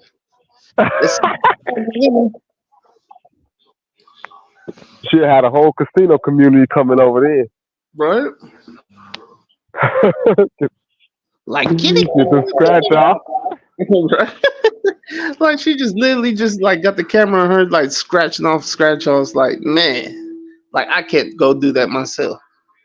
Like even if I bought me some scratch offs, is it really that exciting? Like I remember it was this one chick, she was scratching off cards and then she had a batch. Like she was like, look at this, everybody. We got this. Oh my god. I'm like, if you didn't have that camera on, would you really be that excited? No, she might be scratching them cards while sitting in her little chair watching TV. Exactly. Another law. Another $20. Right? Like, man, let me see how much you want. My man, like, look at this. $5, everybody. We want $5. Man, do you like, know how blessed? Get out here. Do you know how blessed you gotta be to be like some of them people, like that guy that they said went from North Carolina. He won $1 million in North Carolina off a scratch off. Then he went to some other little small town on his way back home, traveling.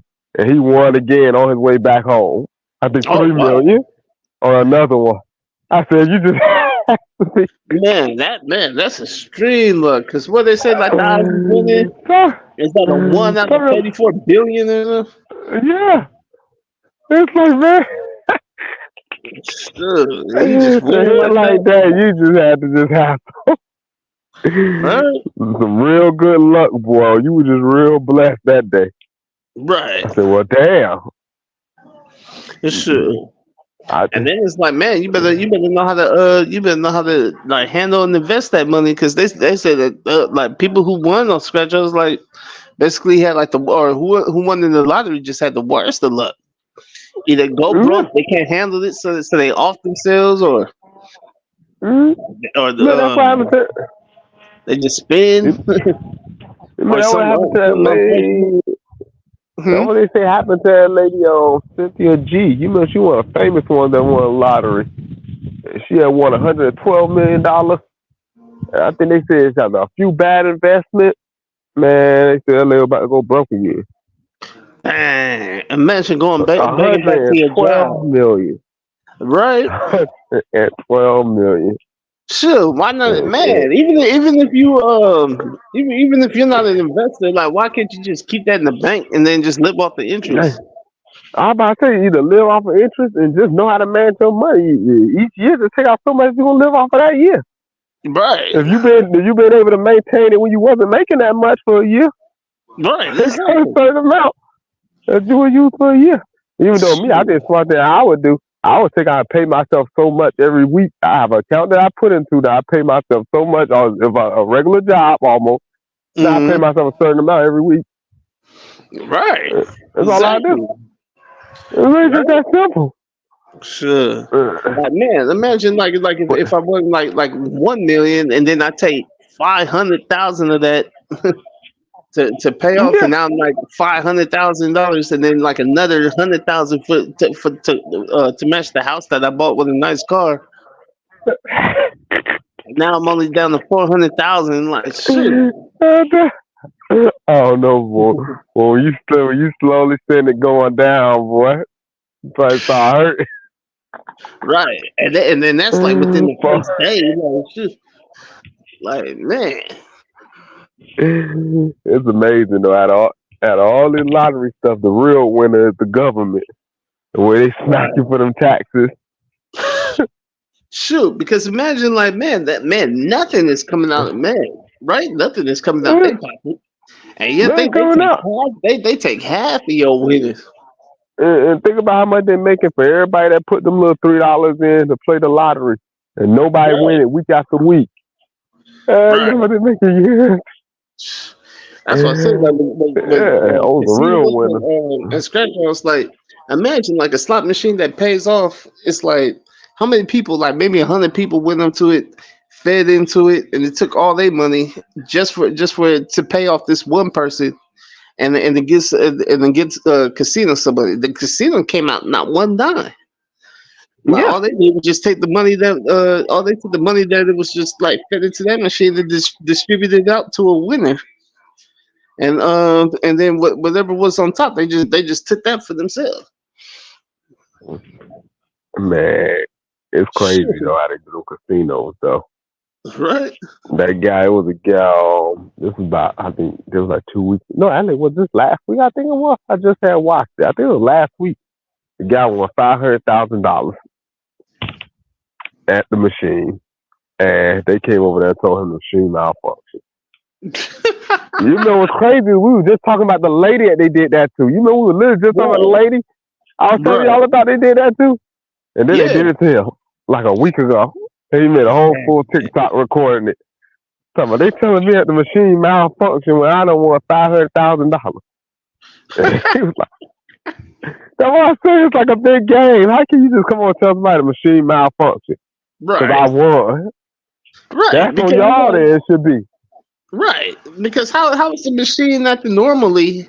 Like when it was taking my money, and then but then all of a sudden it breaks down at the very moment that I win. I win a jackpot. It wasn't supposed to render that. And how are you to tell me it wasn't supposed to render it? That's the thing. right? But they never offer you money because if I'm playing on the busted machine, like you're not gonna give me back the money that I was feeding into a quote Yeah. unquote broken machine, Yeah, nah, they gonna give you that back. You can't have what you were putting into it. right? You just didn't win no money. Right. So if that busted machine, like how many other people play that machine and y'all claiming that it was busted and y'all was just simply just making money off Yeah, it. a Like, big come on, old man. gimmick with them. They Right. have you having to go and pay for court fees and this, that, having to take somebody to court, Right. hoping that you can get your $500,000. Right. Exactly. Hoping. And then it's like then they say that if you do it on the Indian reservation, it's like they got their own little laws and whatnot that the government said that they can't touch. I'm like, dude, they living on your Oh, soil, you serious?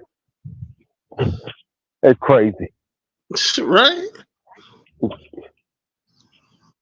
Shit. I guess it's just another way of saying stay out the casino, but at the same time, I'm like, Right. That I say like so.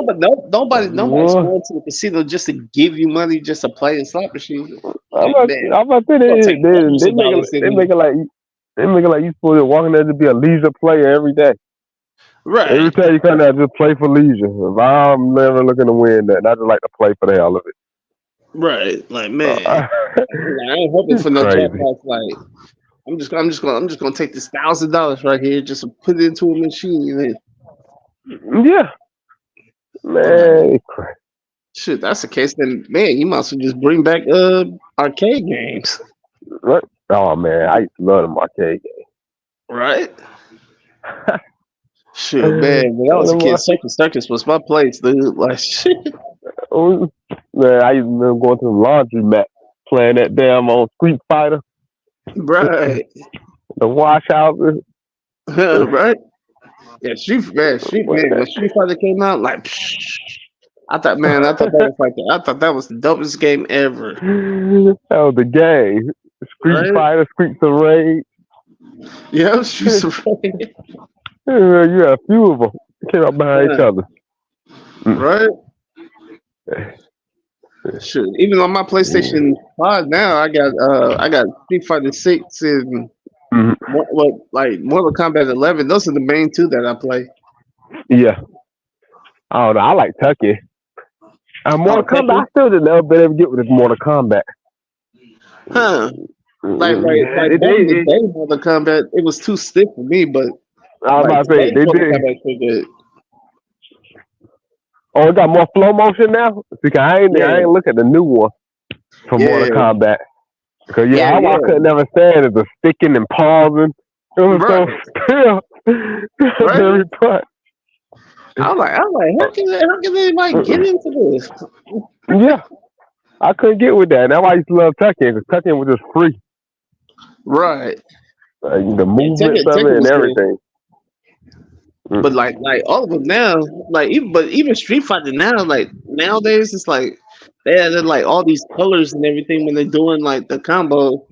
It's like you can't really understand what they're doing. Like not like Street Fighter 2. Yeah. Like where it's just more 2D, like so much more 2D and just basic. Like to me, Street Fighter 2 that game would never be touched. Like as far as fighting. Oh yeah, man. You ain't going on Street Fighter, that was the game. All right. Yeah, Chun-Li was my girl. Right? And people love her. Yeah. I like using kids. That digital kit. Oh yeah. You said you using who? Like Ken from Street Fighter. Oh yeah, Ken. Yeah, that was fun. Yeah, Baraka. Baraka was pretty good. Blanca. I call him Baraka. Yeah, Baraka. Yeah, Baraka from Mortal Kombat. Oh, I'm thinking about. Then you had the other guy, the sumo wrestler. Dang, man, I remember those guys. The buff dude. Oh no, you said the sumo dude. That was E Honda, the right? sumo dude. You mean the sumo dude that used to have the quick hand as a special? Yeah. E Honda, yeah, he was cool. Damn, boy, they just don't make these games like they them Right. classics, man. I remember having Nintendo, that the goddamn Sega, Yeah, it seemed like Dreamcast, Atari. right. Shit. Damn, But hey, it's crazy though. They got a store up there in I think it's in New York. That still got all them old systems you can go buy. right. Yeah, I'm pretty sure man, you can probably get that kind of So, stuff off like Amazon and stuff there. yeah, I ain't thinking that. Yeah. Either Amazon or maybe eBay or whatnot. You put those games in front of a kid now, boy, they probably look at us and say, "What the hell is this? Right? What the hell is? What the hell is?" I'm gonna tell you a good thing though. If you ever so that's why I got my daughter. I got her a steampunk. That steampunk hell, man. You talking about some realistic looking graphics? Mm. It's called steampunk. Steampunk? It's steampunk. It's a handheld system. A lot Oh, of people okay. don't know about it. Nah, Surprisingly, a lot of people don't know about it because when yeah, they I never first heard started of coming out, they were making them on demand. See, but when it. I got hers, I had paid like $600 for it. Oh, okay. I think. And so when you went to the site, they were making them by demand at that time. But it's like a handheld computer in your hand. You can hook it up to a Oh, computer like Wi-Fi. Well, I jailbroke her. It's different. But yeah, like if you see it got so many features on it, but so many people didn't know about it. But just look at that right. one. They call Steampunk Handheld. And man, when I tell you the Okay. graphics on it, they came out with a new game called Bodycam. That's what I've been playing lately. Man, the Mm-hmm. graphics on that thing is ridiculous, insane. Dang. Yeah, I'm telling you, it look better than all these systems, man. Look at that one. Look up Bodycam. That's the Okay. name of the game for it. And watch when you see it, you're gonna be like, damn, that looks better than PS5, everything. It's Right? called Bodycam. That's what it's called. It's fun as hell. I ain't gonna Wow. even lie. Okay. Um, Steampunk, huh? but that's what it's for. Huh. But I guess they didn't promote. I think what happened, they didn't promote steampunk a lot when it was coming out, Mm-hmm. the actual handheld. But it did real well. Oh, okay. Mm.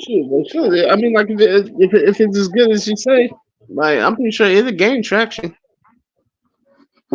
Yeah, Because me personally, I've never heard of it, but it's not like I'd be like just out like looking to see what's the next thing out.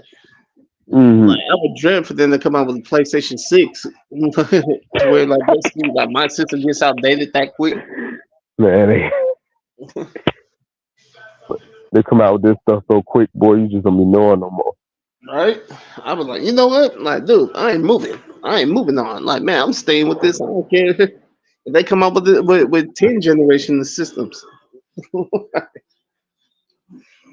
That would be happening with them damn iPhones, man. By the time you buy Right. one iPhone, the next iPhone coming out like 2, 3, 4 more Right. months. And I wouldn't be surprised if they already had like the prototypes for the next like however many generations. They just release them upon year after year. Oh, you already know it, man. They probably already on Generation 20, probably already. Right. Instead of just dropping them out. Right. Thinking like they just like came up with some new innovation or something. Like, man, y'all came up with this like 10 years ago already. And they never really give you nothing new anymore. That's the thing about iPhones now. It's just like everything just revolves around the camera, pretty much. You don't never get any new features, really. Right? They might just throw one new thing on the camera. Huh. And that's the thing, cause like the if the runtime and the apps are all the same, like shoot. Yeah. Like for every phone, it's like you get a bunch of apps that are included on there, just taking the memory and stuff that you don't even need or you're not even gonna use. That's it. It's kind of crazy, man. But that's how So, they do. What you call it? right. That's why I just started, man. With these phones, it'd be killing me to even pay a lot. It probably last one I got a butterfly. Huh. That's the one. Man, that's probably the last one I actually paid the amount of money I paid for a phone. Mm-hmm. But and these phones ain't worth shit. Right? Like, To man, keep upgrading. the phone I'm talking on, like I think this a Motorola, this an Android Motorola something, and man, Yeah. this thing is crap. Like straight up, like man, I hate to talk about it because I got to depend on it, but Yeah. But you know how oh with man, I can't stand this thing. Motorola, a lot of that Motorola software be behind. I don't think they really never made a updated software for Motorola Right? Man, I mean, like anymore. they should have stuck with pagers and went out with pagers. Like not even transfer over the phone. 'Cause this one, That's it. right? Hey man, what I tell people though, believe it or not though, if, for what I use phones for, sometimes I feel like I might as well have a phone like that because I really rarely use phones unless I'm really Right, calling or just texting somebody. I don't really use right, the camera a whole lot of this that on them too much. right. You If know I'm what I'm taking saying? pictures, I'm usually taking it on my DSLR camera. Right, So, exactly. mm, kind of like all the stuff. That's why I tell people, I be like, I really shouldn't be spending a lot of money on a phone. All I Right. need is text and call, really.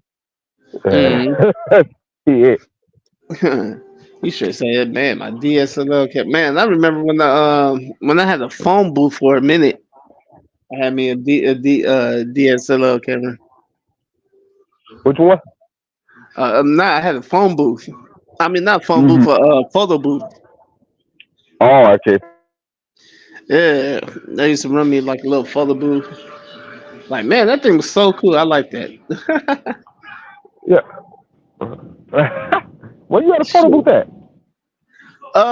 No, just a little portable one that I had the idea to want to create because I Yeah. was good with working with PVC pipes.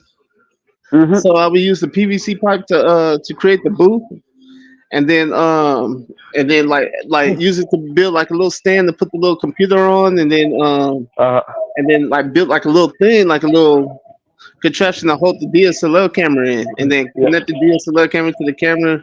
I mean to the laptop, and connect the laptop to the monitor screen, and then had the app like the DSLR app, To take a picture.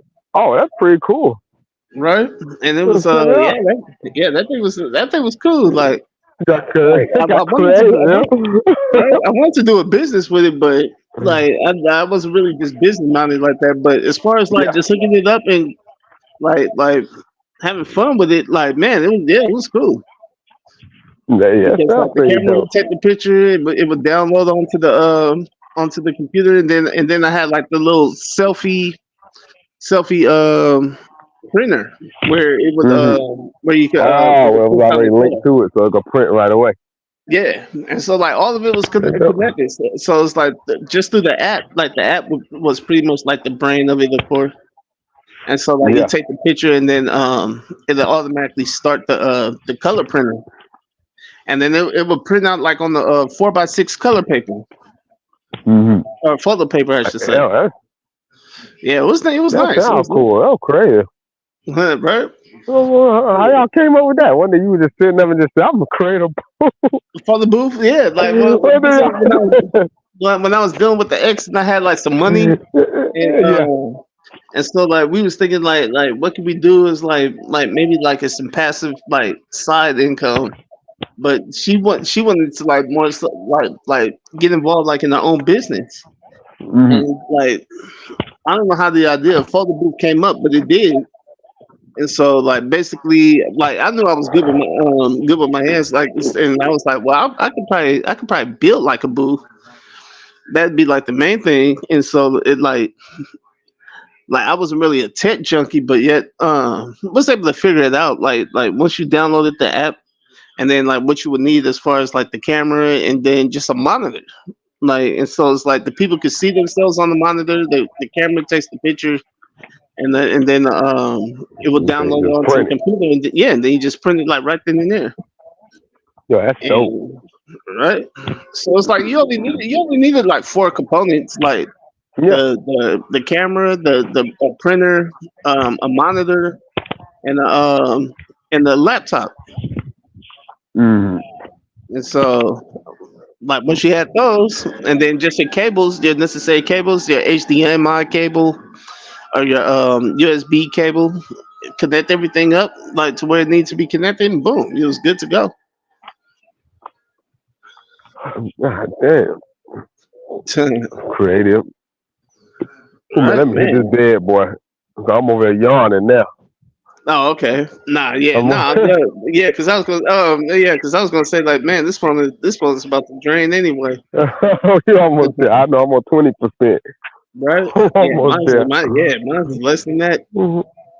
I was like, man, I hate to cut up. Plus, Beauty, she just took off altogether, Yeah, beauty good. She ain't. She gone. right? Right. I didn't even Wow. notice 'cause I just had my phone laying down. Right. I didn't notice. I'm sitting there like, man, this woman. She the Beauty first just be one to be dipping like, man, y'all want to do StreamYard? Y'all want me to do man? I'm gonna do StreamYard. I'm about to close this out and do StreamYard, y'all. We do gotta start letting Beauty get break, boy. She probably need take a good break. But shoot, watch one Beauty day she be gonna go knocked live out, and be boy. like, man, don't none of y'all complain because I be doing StreamYard for y'all. I told you one night she survived 11 hours. I don't know what she had in her. Huh? Oh yeah, that one time. 11 hours. You remember that night? Right. I remember that. I don't know how she made it. But Yeah, ever since then.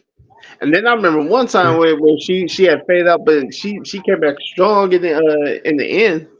Like I think I ended up cutting out before she did. she have a glory moment. Then Right? these moments, she be ready to knock out. You know what I'm saying? It be done. Yesterday she was on it yesterday. Like, man, modern women, traditional women. Oh yeah, she was ready for y'all too. She Right. got started early. She was ready for y'all. she be loving this stuff. I was like, oh my god. All right, man. I'm going to catch these Z's, brother. You have a great night. All right, you too, I'll Tim. talk to y'all tomorrow if y'all around. All right, for sure. All right, now much blessings. All right.